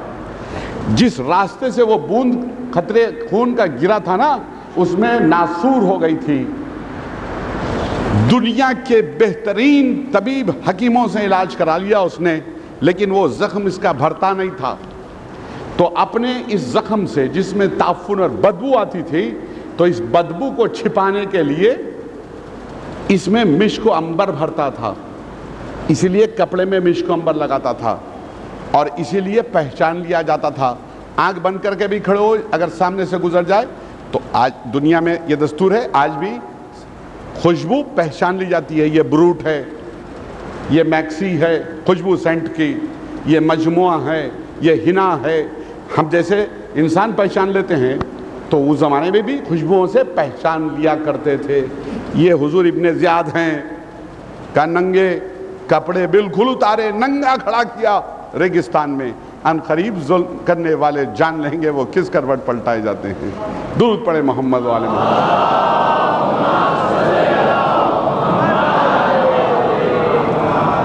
एक ऊंट मंगाया गया जिसके ऊपर पानी की पखाल पड़ी हुई थी। उस ऊंट के ऊपर से पानी की पखाल हटाई गई। हटाने के बाद इब्ने ज़ियाद को छिपकली की तरह से ऊंट की पेट से चिपका दिया गया। जैसे दीवार पे छिपकली चिपक जाती है, छत पे चिपक जाती है, ऐसे इब्ने ज़ियाद को ऊंट की पेट से चिपका दिया गया छिपकली की तरह से, और ऊपर से रस्सियों से हाथ पैर बांध दिए गए। इसके ऊपर पानी की पखाल डाल दी गई ऊंट के ऊपर। ये नीचे चिपके हैं पेट से छिपकली की तरह से, ऊपर से पानी की पखाल पड़ी है, और इस ऊंट को उन ऊंटों के दरमियान में हाँक दिया गया जहां पानी की पखालें थी। ऊंटों की पुश्त पर पानी लेके चलते थे लोग, पानी की रेगिस्तान में वैसे ही किल्लत होती है, तो पानी साथ रहता था। चला ऊंट, सुलेमान इब्ने सुर्द खुजाई का 5000 का लश्कर आया। आने के बाद इस लश्कर ने मुहासरा कर लिया, घेरा डाल दिया, और अब ये जो मुहासरा था, घेरा था, तंग होना शुरू हुआ। तंग होते होते होते होते अब उमर इब्ने जारूद बढ़ा आगे। सुलेमान इब्ने समझ गया अलमदार यही है, पर्सन इनके पास है, पहुंचा कि भाई क्या बात है, किस वजह से हमारे काफिले का मुहासरा किया गया। तो सुलेमान इब्ने सुर्द खुजाई से कहा उससे, क्या नाम है तेरा? कहा मेरा नाम उमर इब्ने जारूद है। कहा बेशक, सुभान अल्लाह। ऐ उमर इब्ने जारूद, मेरे मुखबिर ने मुझे इत्तला दी है, और कसम अल्लाह की मेरा मुखबिर कभी झूठी इत्तला दे नहीं सकता। इतना इत्मीनान। तू अपने इस काफिले में इब्ने ज़ियाद को लेके चल रहा है, तेरा हमारा कोई झगड़ा नहीं, कोई बुराई नहीं, बस तुझसे हमारी इतनी ख्वाहिश है कि इब्ने ज़ियाद हमारा मुजरिम है, हमारे हवाले कर दिया जाए। एक्स्ट्राडिशन ट्रीटी ہمارا مجرم ہمارے حوالے کر دیا جائے۔ اب وہ 4 گنا سونا تھا نا، تو رزق تو لیا تھا کہ حضور سلیمان اس وقت نہ تو ہم پہاڑی کے دامن میں ہیں، نہ ہم جنگل میں ہیں گھنے، کھلے صحرا میں ریگستان میں ہیں، بیچ میں ہیں، آپ تلاشی لے لیجئے میرے قافلے کی، اگر ابن زیاد مل جائے تو جو سزا اس کی وہ سزا میری۔ کہاں تو نے ٹھیک کہا حکم دیا تلاشی لی جائے۔ قافلے کی تلاشی شروع ہوئی، بار بار تلاشی ہوئی۔ کون یقین کر سکتا تھا کہ وہ یہاں چھپا ہوگا؟ بادشاہ وقت ہے تو اوپر تام جھام سے جا رہے تھے، وہ تو کسے شک ہو سکتا تھا کہ یہاں بندہ ہے؟ اتفاق کی بات، بار بار تلاشی ہوئی۔ 4-5 بار جب تلاشی ہو چکی تو بار بار سپاہی دوڑ کے آئے، کہا حضور کہیں پتہ نہیں چلتا، کہیں پتہ نہیں چلتا۔ تو اب سلیمان ابن سرد خزائی اتفاقاً وہ لمحہ ایسا آیا کہ یہ اونٹ کی پہلو میں کھڑے تھے، گھوڑے پر بیٹھے رہے تھے، اور دور کھڑے اپنے بیٹے کو آواز دی، اے میرے لال خالد ادھر آ۔ یہ جو چپکے ہوئے تھے یہ سمجھے کہ شاید مجھے پہچان کے آواز دی ہے اپنے بیٹے کو، اب میرا کام تمام۔ آواز کی سلیمان ابن سرد خزائی کی آواز کی دہشت اتنی تھی، آواز کی دہشت اور موت اب نظر آئی نا، ان قریب ظالم جان لیں گے کہ وہ کس کروٹ پلٹائے جاتے ہیں۔ کل اسی کے حکم سے جناب سکینہ کو اونٹ کی پشت سے باندھ دیا گیا تھا۔ ذرا غور فرمائیں، آپ سوچنے والی بات ہے۔ اونٹ کی پیٹھ پہ جناب سکینہ کو باندھ دیا گیا تھا اسی کے حکم سے۔ آج دیکھیے انقلاب زمانہ، ان قریب ظالم جان لیں گے وہ کس کروٹ پلٹائے جاتے ہیں۔ آج وہ اونٹ کی پیٹ سے بندھا ہے، دیکھا آپ نے انقلاب زمانے کا، پیٹ سے بندھا ہے۔ اور جناب سلیمان ابن سرد خزائی کی آواز کی دہشت، اے لال خالد ادھر آ، تو یہ سمجھا کہ میرا کام ہوا۔ اس کا نمبر 1 اور نمبر 2 دونوں خطا ہو گئے۔ درود پڑھے محمد و آل محمد پر۔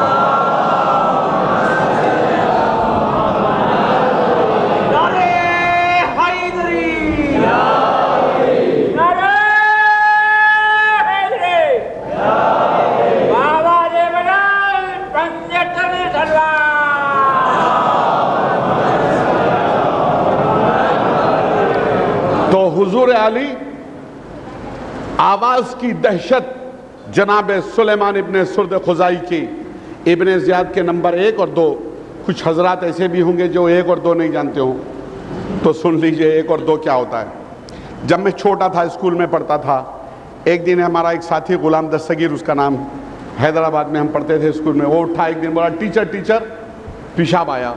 بولی بیڈ مینرز، بدتمیز، ایسے کہتے ہیں پیشاب آیا کلاس میں، کہو آپ آئے۔ اب سبھی کبھی جانا ہو تو کہنا آپ آئے، تو کہا اچھا ٹیچر آپ آئے، تو کہا جاؤ جلدی آؤ۔ ایک بار کھڑے ہوئے ٹیچر آپ آئے اور آپ کے باپ بھی آئے، تو یہ وہی تھا۔ آپ درود پڑھیں محمد و آل محمد پر۔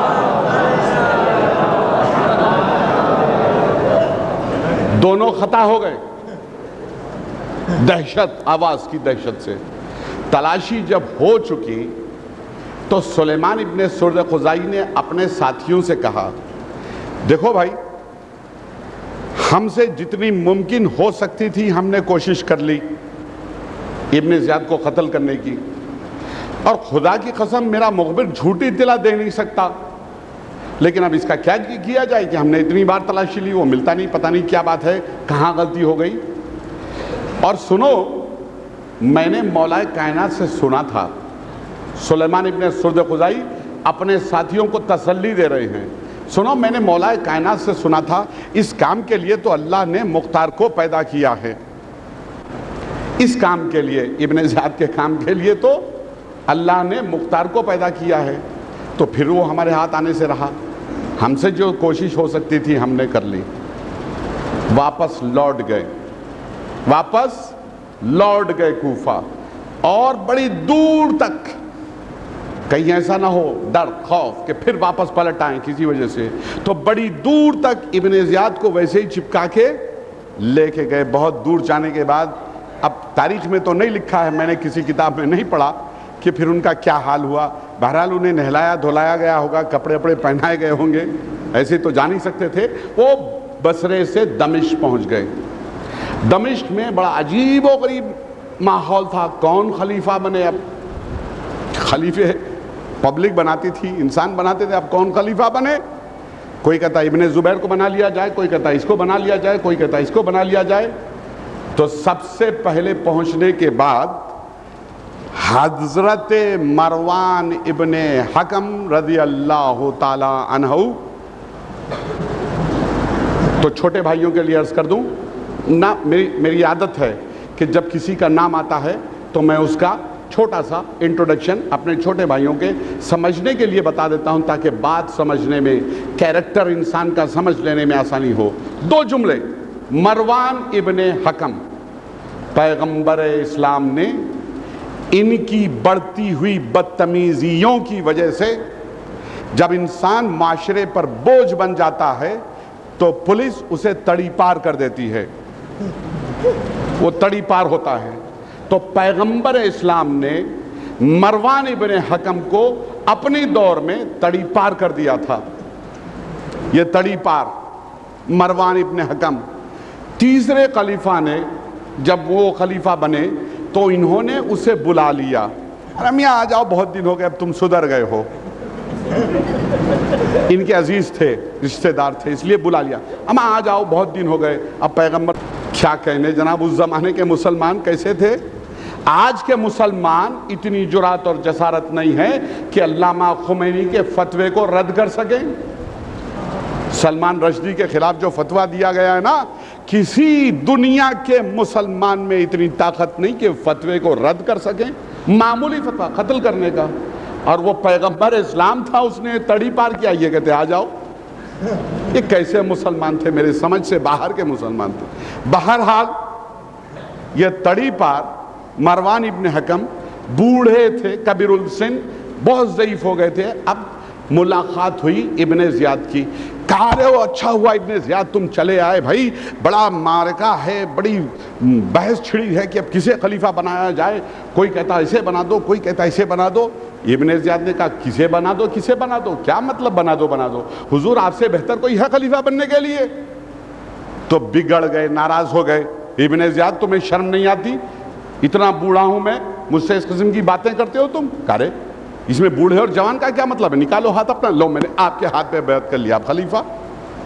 اب ان کا بھی دل دھڑکا، ابن زیاد نے بیعت کر لی تو شاید آدھے خلیفہ تو ہو ہی گئے۔ کہا مگر اگر میاں تمہارے بیعت کرنے سے خلیفہ ہو گیا، لوگ تھوڑی مانیں گے۔ لوگ کیسے نہیں مانیں گے؟ میں نے خلیفہ آپ کو بنایا، لوگ کیسے نہیں مانیں گے؟ کہا میں ایک ترکیب بتاتا ہوں، لوگ بھی مان لیں گے۔ کیسے؟ کہا کل یزید کے محل کے آنگن میں ایک فرش بچھایا جائے۔ کہا پھر کیا ہوگا؟ کہا میں نے 100 اونٹوں کے اوپر لاد کے دینار و درہم بیت المال کے لائے ہیں مسلمانوں کے، وہاں ڈال دیں گے، پھر فوجوں کو اکٹھا کریے، فوجی سربراہوں کو اکٹھا کیجئے، پھر کیا ہوگا بھائی؟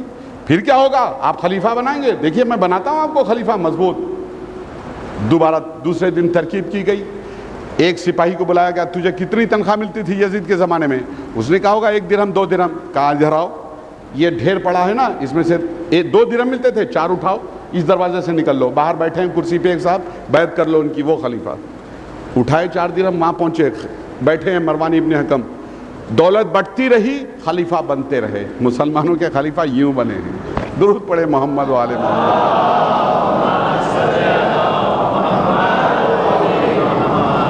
یہ مروان ابن حکم اب خلیفہ بن گئے۔ ہاں اب میں مسلمانوں کا خلیفہ۔ ابن زیاد نے اور ایک مشورہ دیا، کہا حضور کچھ لوگوں نے آپ کو دل سے خلیفہ نہیں مانا ہوگا۔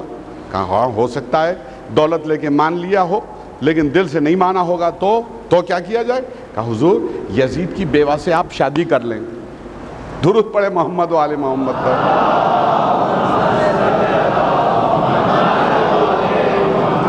ناراض ہو گئے، بگڑنے لگے، بدتمیز، شرم نہیں آتی تمہیں؟ اتنا بوڑھا ہوں میں، یعنی کہ 1 فٹ ان دا گریو، اور مجھ سے کہتے ہو یزید کی بیوہ سے شادی کر لوں؟ کہا حضور وہ والی شادی نہیں، بس نام والی شادی کر لیجئے، آپ نام کے لیے شادی کر لیجئے، وہ والی نہیں، شادی کر لیجئے برائے نام۔ اس سے کیا ہوگا؟ کہ جو دل سے آپ کو خلیفہ نہیں مانتے ہوں گے وہ بھی آپ کو خلیفہ ماننے لگیں گے۔ کہا ہاں ٹھیک ہے، تو یزید کی بیوہ سے ان کی شادی کرا دی گئی۔ دیکھیے خلیفہ ایسے بنتے ہیں. شادی ہو گئی. اچھا بات نکلی ہے تو سن لیجئے.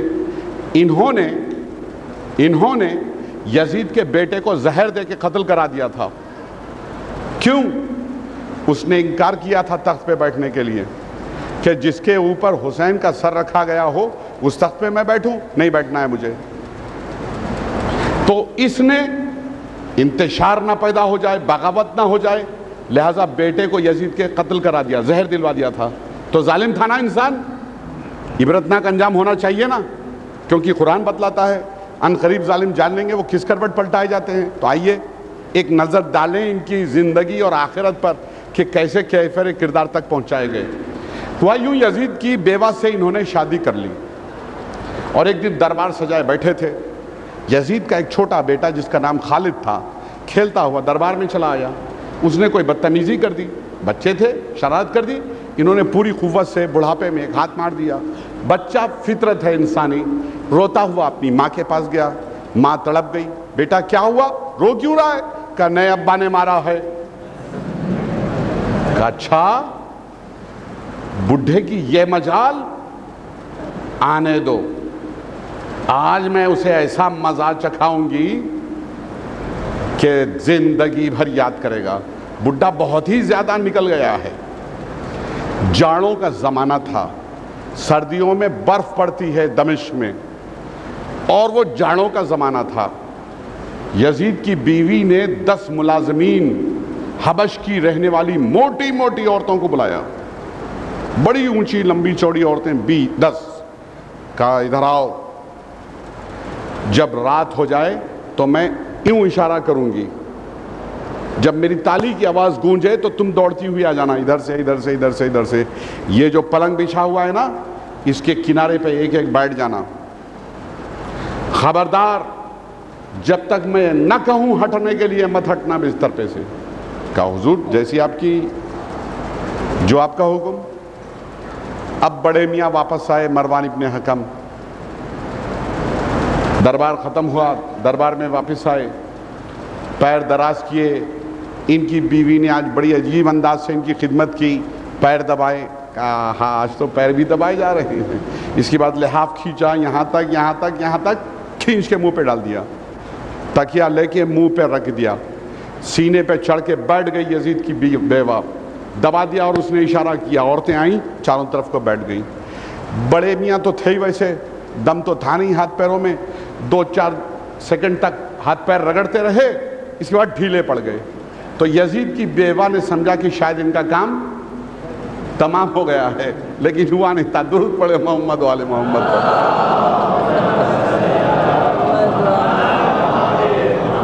جیسے ہی تکیہ ہٹایا، لحاف ہٹایا، آنکھیں باہر کو نکل گئیں، زبان لٹکنے لگی. زندہ تھے اور بڑی عجیب آواز نکال رہے تھے، غراہٹ بھری آوازیں.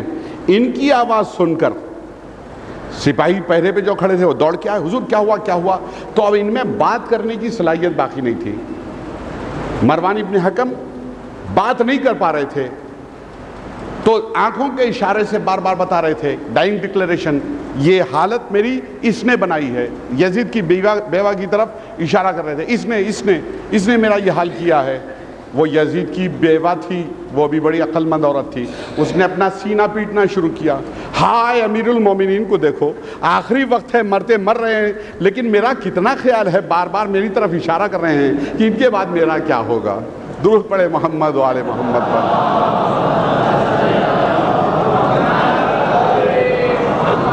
بہرحال یہ اس طریقے سے واصل جہنم کیے گئے. تو مروان ابن حکم کی جب بیعت ہو گئی تو ابن زیاد نے ایک شرط رکھی تھی، حضور جب آپ کی بیعت ہو جائے، اچھی طرح سے مضبوط ہو جائے اور آپ بادشاہ بن بیٹھیں، خلیفہ بن جائیں، تو آپ اپنی فوجوں کا سردار مجھے بنائیے گا. کہا میاں تم کیا کرو گے؟ کہا میں کوفے والوں سے بدلہ لوں گا. میرے اولاد کو قتل کیا، میری کنیزوں کو قتل کیا، میری بیویوں کو قتل کیا، میرا مال و اسباب انہوں نے لوٹا ہے. تو جس طریقے سے حسین اور ان کے ساتھیوں کا سر میں نے یزید کے پاس بھیجا تھا، میں سلیمان ابن سرد خزائی کا اور ان کے ساتھیوں کا سر بطور تحفہ تمہارے پاس بھیجوں گا اور کوفے میں تمہاری حکومت کا سکہ رائج کر دوں گا. کہا ہاں مجھے کیا اعتراض ہو سکتا ہے. یہ فوجوں کے سربراہ بنا دیے گئے. 3 لاکھ کا لشکر لے کر چلے کوفے کی سمت سلیمان ابن سرد خزائی اور ان کے ساتھیوں کو قتل کرنے کے ارادے سے. بات سمجھ میں آئی؟ 3 لاکھ کا لشکر، 5000 سپاہی کوفے میں. جب سلیمان ابن سرد خزائی کو اس بات کی اطلاع ملی کہ میرے قتل کے ارادے سے، میرے ساتھیوں کے قتل کے ارادے سے 3 لاکھ کا لشکر لے کے یہ آگے بڑھ رہا ہے کوفے کی جانب، تو انہوں نے اپنے ساتھیوں کو گھر میں بلایا، تقریر کی اور بڑی دھواں دھار جوشیلی تقریر کی. دوستو، کربلا کا اصل سرغنہ ابن زیاد ہے اور وہ ہمارے قتل کے ارادے سے ہماری سمت کو آ رہا ہے. میں نے رسول اللہ کو دیکھا کہ دفاع بہترین یہ ہوتی ہے کہ گھر سے نکل کے میدان میں جنگ کی جائے. گھر میں بیٹھ کے دفاع نہیں کی جا سکتی، نکل کے میدان میں اس کے سمت پہ چلتے ہیں. میں نے صفین میں مولا کائنات کو یہ کہتے ہوئے سنا. اپنے بیٹے سے وہ فرما رہے تھے، بیٹا اپنے بیٹے حسن سے فرما رہے تھے، اے میرے لال حسن، تجھے تیرے باپ کو اس بات کی کوئی فکر نہیں کہ تیرا باپ موت کے اوپر جا پڑے یا موت تیرے باپ کے اوپر آ پڑے. تو موت سے کیسا ڈرنا، چلو موت کے اوپر جا پڑے. ابن زیاد کو گھیرتے ہیں، اسے راستے میں ہی نپٹ لیتے ہیں. اس سے پہلے کہ وہ ہمارے پاس آئے ہم خود اس کے پاس پہنچیں گے. دھواندار تقریر کی. پھر اس کا عنوان یہ تھا کہ ہمیں جینا تو ہے نہیں، مرنا ہمارا مقصد ہے، شہادت پانا ہمارا مقصد ہے. حسین نے جو فہرست تیار کی تھی شب عاشور، اگرچہ کہ ہم موجود نہیں تھے، مجبور تھے، قید میں تھے، لیکن ہمارا نام اس میں بہرحال شریک کروانا ہے، اگر دیر ہی کیوں نہ ہو گئی ہو. تو رفتہ رفتہ 10,000 کا لشکر تیار ہو گیا. یہ 10,000 کہاں سے آ گئے؟ یہ جناب زینب کی خطبے کا اثر تھا. جناب زینب نے یہ ایک خطبہ کہا تھا کوفے میں، جسے سننے کے بعد جناب زینب کو اپنی گریبان میں منہ ڈال کے کوفے والے رونے لگے تھے. جناب زینب نے بڑی خوبصورت انداز سے کہا تھا، اے کوفے والو، تمہاری مثال خوبصورت شیریں زباں کنیزوں کی طرح سے ہے. ذرا جناب زینب کے الفاظ نوٹ فرمائیں آپ حضرات. اے کوفے والو، تمہاری زبان خوبصورت شیریں زباں کنیزوں کی طرح سے ہے. تم لوگ کہ دوست بن کے گلے ملتے ہو اور آنکھوں کے اشارے سے دشمن کو خبردار کر دیتے ہو. اب رو رہے ہو اپنے گریبان میں منہ ڈال کے، رو جتنا جی چاہے جی بھر کے رو. رونا ہی تمہارا مقصد ہے، نصب العین ہے. تم روتے روتے اسی طریقے سے دنیا سے گزر جاؤ گے. تو یہ جو 5,000 تھے نا، شرمندہ تھے. جناب زینب نے ہمیں زنخا کہہ دیا ہے، ہم حسین کی نصرت کو نہیں گئے، ہم نے بڑی بھاری غلطی کی. تو مرنے کے لیے یہ 5,000 اور بھی تیار ہو کے آ گئے. 10,000 کا لشکر لے کے چلے جناب سلیمان ابن سرد خزائی. راستے میں ایک مقام پڑتا ہے جس کا نام تھا خرسیہ. وہاں کے بادشاہ کا نام تھا ظفر بن حارث. ظفر ابن حارث وہاں کا بادشاہ تھا، قلعے کا سردار تھا. اس نے جب اتنا بھاری لشکر آتا ہوا دیکھا، اس نے اپنے قلعے کے دروازے بند کر لیے. ظفر ابن حارث، اس کے بارے میں 2 جملے سن لیجئے. ایک دن یہ اپنی فوجوں کا انسپیکشن کر رہا تھا. سیریمونیل پریڈ تھی. پریڈ مکمل ہوئی، ڈائس پر پہنچا اور اس نے تقریر کی، آج سے 1 مہینے کے بعد میں دوبارہ اپنی فوجوں کا انسپیکشن کروں گا اور جس سردار کے پلاٹون میں، ریجیمنٹ میں 1,000 سپاہی ہوں گے، میں اسے ایک سونے کا گرز انعام میں دوں گا. چلیے ریکروٹمنٹ، بھرتی شروع ہوئی.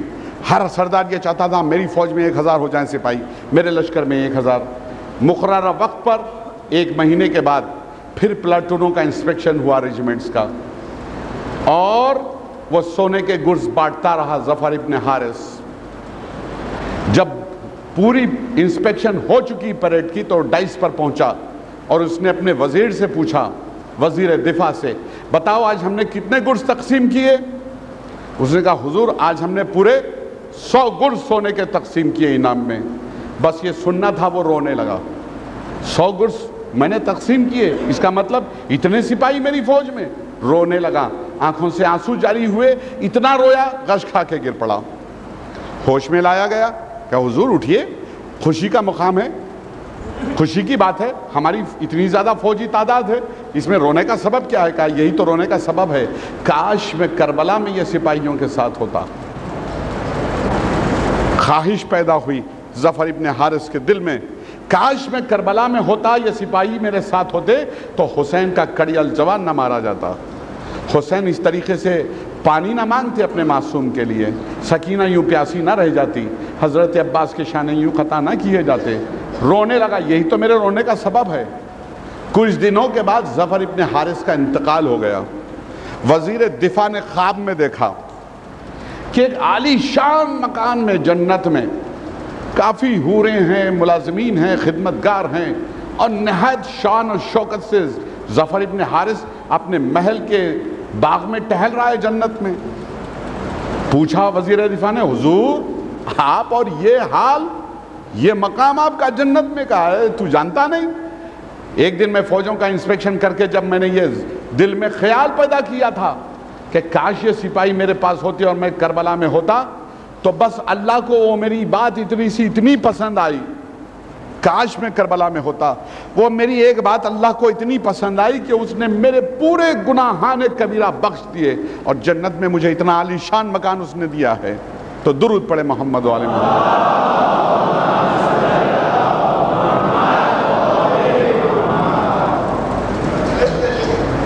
ظفر ابن حارث نے اپنے قلعے کا دروازہ بند کر لیا۔ سلیمان ابن سرد خزائی نزدیک پہنچے، اپنے بیٹے کو حکم دیا، جاؤ پتہ کرو یہ لشکر کیسا آیا۔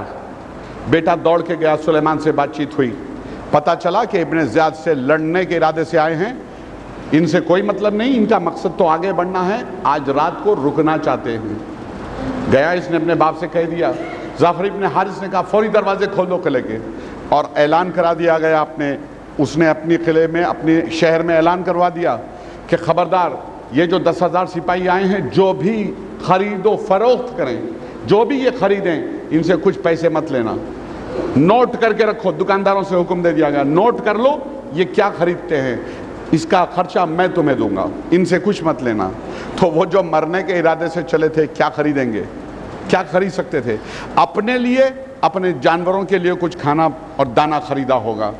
3 دن تک مہمان رکھا ظفر ابن حارث نے۔ چوتھے دن سلیمان تیار ہوئے چلنے کے لیے۔ کہا جب تیار ہو چکے تو ظفر ابن حارث نے اپنے بیٹے سے کہلا بھیجا، ان سے کہیے کہ کچھ دیر رکیں، میں آ کے ان سے کچھ بات کرنا چاہتا ہوں۔ رکے، آیا ظفر ابن حارث، اس نے کہا میری 3 باتیں آپ مان لیجئے، 3 باتوں میں سے میری ایک بات کوئی مان لیجئے۔ کہا اچھا بتاؤ کیا ہے؟ کہا سب سے پہلی بات تو میری یہ ہے کہ آپ یہیں رکیں، یہیں قیام کریں۔ ابن زیاد 3 لاکھ کا لشکر لے کے آگے بڑھ رہا ہے، آپ 10,000 ہیں، اس کا مقابلہ نہیں کر پائیں گے، یہیں رکیں، میں اور آپ دونوں مل کے اس کا مقابلہ کریں گے۔ تو سلیمان ابن سرد خزائی نے کہا نہیں، تمہاری یہ شرط مجھے منظور نہیں ہے۔ کہا اچھا میری دوسری شرط یہ ہے کہ میرے سپاہی بھی آپ ساتھ لیتے جائیں تاکہ آپ کی تعداد میں اضافہ ہو۔ کہا نہیں، تمہاری دوسری بات بھی مجھے پسند نہیں ہے، اس لیے کہ ہم مرنے کے ارادے سے، شہادت کے ارادے سے آگے بڑھ رہے ہیں، میں نہیں چاہتا کہ تمہارے سپاہیوں کو بے وجہ قتل کرا دوں۔ کہا تو پھر میری تیسری شرط مان لیجئے۔ کہا بتاؤ تیسری شرط کیا ہے؟ اگر ماننے کی ہوگی تو مان لوں گا۔ کہا یہاں سے کچھ دور پر ایک مقام ہے عین الورد، وہاں رکیے گا، وہاں پڑاؤ ڈال دیجئے، اس سے آگے مت بڑھیے۔ کہا کیوں؟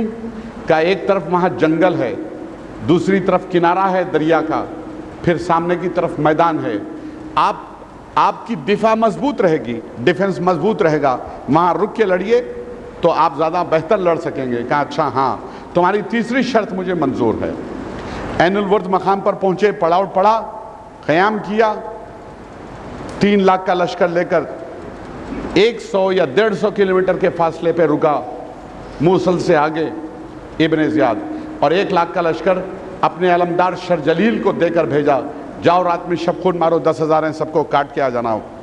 1,000 کا لشکر، 1 لاکھ کا لشکر 10,000 کے اوپر اچانک حملہ کر دینے کے ارادے سے بڑھا، اور ادھر اس بات کی اطلاع مخبر نے سلیمان ابن سرد خزائی کو دے دی۔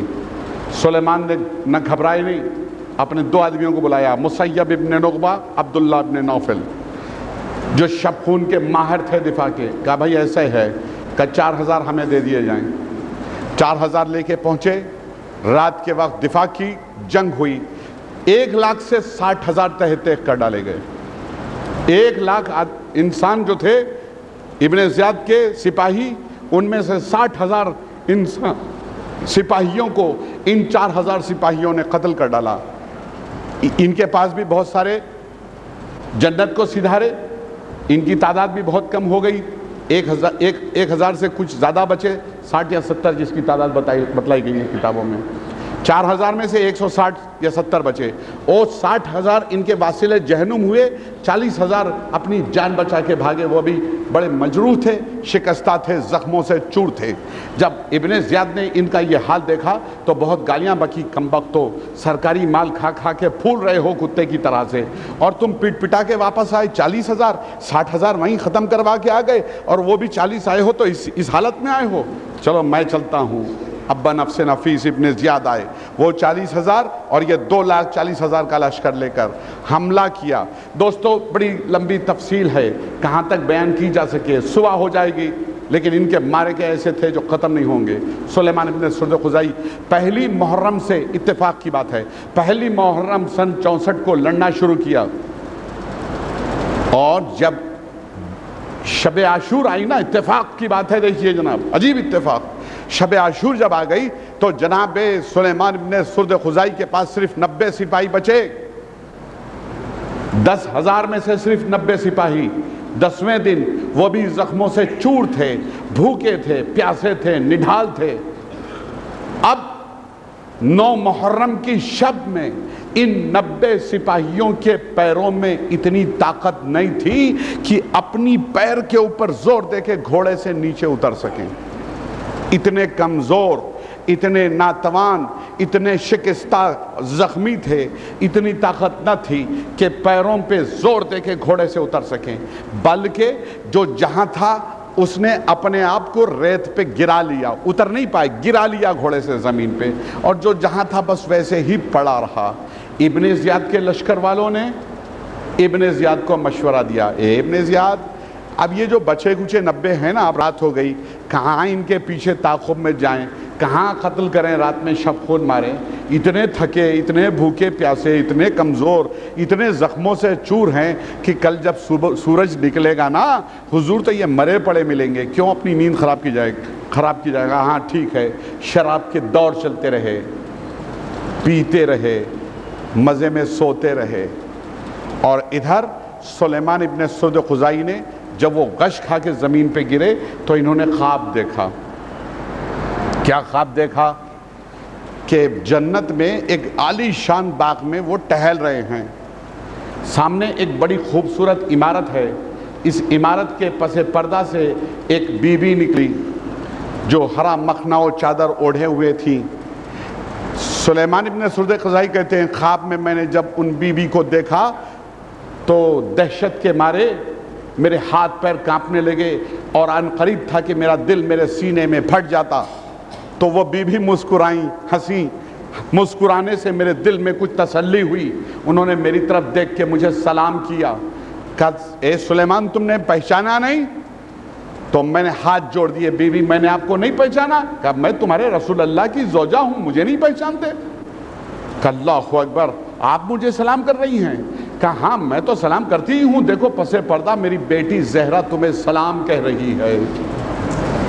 اے سلیمان، میری بیٹی نے کہلایا ہے کہ کل عصر کے وقت تم ہمارے ساتھ نماز پڑھو گے، اور یہ دیکھو یہ تمہارا مکان ہے جنت میں، یہ تمہارے ساتھیوں کے مکان ہیں جنت میں، تم لوگ یہاں رہو گے، کل عصر کی نماز تم ہمارے ساتھ بجماعت پڑھو گے سلیمان۔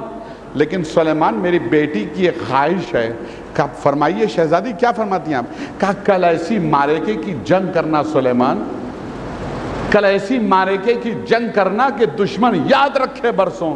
اے بیوی، آپ نے غور نہیں فرمایا کہ ہمارے سپاہی اتنے کمزور، شکستہ، مجروح ہیں کہ اب اپنی حرکت بھی نہیں کر سکتے؟ کہا گھبراؤ نہیں سلیمان، یہ لو یہ پانی تم لے لو اور اسے اپنے اوپر چھڑکو، اپنے ساتھیوں پہ چھڑک لینا۔ سلیمان کہتے ہیں میری آنکھ کھلی، میں نے دیکھا پانی کا ایک برتن میرے پاس رکھا تھا، جیسے ہی میں نے اپنی انگلیاں اس میں ڈبائیں میرے سارے زخم جاتے رہے، میں نے اپنے آپ کو اتنا تندرست اور توانا پایا جیسے کہ میں کبھی 18 برس میں جوانی میں ہوا کرتا تھا۔ اس کے بعد میں نے ہلکا ہلکا پانی میرے ہر سپاہی پہ چھڑکا، ہر سپاہی اب اٹھ کے نہیں بیٹھا، جست کر کے اٹھ کے کھڑا ہو گیا، اور صبح کا انتظار کرنے لگے۔ جب صبح نمودار ہوئی نا دوستو، تو سلیمان کا ہر سپاہی گھوڑے کے پیر رکابوں میں پیر رکھ کے گھوڑے پر نہیں بیٹھا، گھوڑے کی رکابوں میں پیر ڈال کے گھوڑے پر نہیں بیٹھا، بلکہ ہر سپاہی جست کر کے گھوڑے پر بیٹھا۔ یہ منظر جو دشمن نے دیکھا تو دہشت کے مارے ان کے دل بیٹھ گئے۔ یہ کیا جادو کیا انہوں نے، یہ کیا ٹونا کیا انہوں نے؟ ابن زیاد نے تقریر کی، گھبرانے کی کوئی بات نہیں ہے، ان کا امام علی تھا نا، وہ بھی ایسے ہی جادو ٹونے کیا کرتا تھا، عجب نہیں کہ انہوں نے بھی جادو سے اپنے آپ کو تندرست و توانا بنا لیا ہوگا۔ یہ مسلمانوں کے سوچنے کا انداز تھا۔ درود پڑھے محمد و آل محمد۔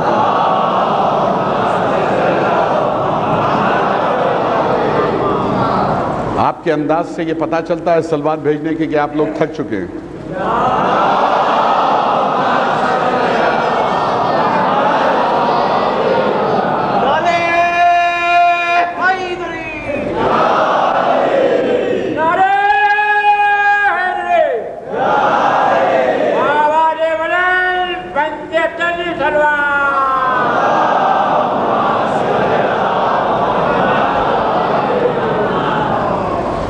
حضور ابھی تو 9:30 بھی نہیں بجے ہیں اور آپ تھک جائیں، تو روپے کا سکہ گرے تو چوراہے تک آواز جائے، اور اتنے مومنین مل کے صلوات بھیجیں امام زمانہ تک صدا نہ پہنچے تو بڑی عجیب بات ہے۔ وہ بڑے محمد و آل محمد۔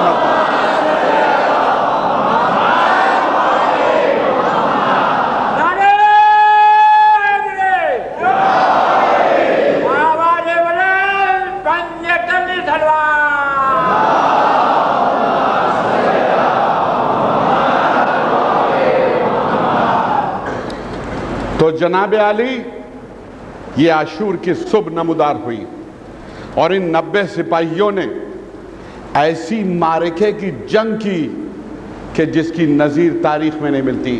کہاں 1-1.5 لاکھ کا مجمع اور کہاں 90 سپاہی، لیکن یہ 90 سپاہی صبح سے شام تک لڑتے رہے، اور جب عصر کا وقت آیا نا تو انہیں تو پتا تھا یہ سب کے سب راہی ملک عدم ہوئے جنت کو سدھارے، اور یہ باب یہیں پہ ختم ہوا۔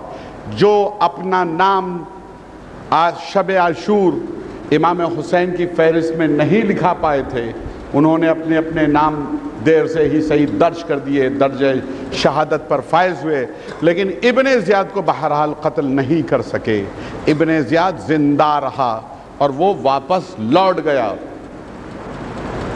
چلیے، جب یہ سلیمان ابن سرد خزائی اور ان کے ساتھی قید سے رہا ہوئے تھے نا، تو طائف میں اس بات کی اطلاع جناب مختار کو پہنچی تھی۔ وہ دوڑتے ہوئے کوفہ آئے، آ کے چاہتے تھے کہ سلیمان اور ان کے ساتھیوں کے ساتھ مل جائیں، لیکن اتفاق سے گرفتار کر لیے گئے، اتفاق سے گرفتار کر لیے گئے۔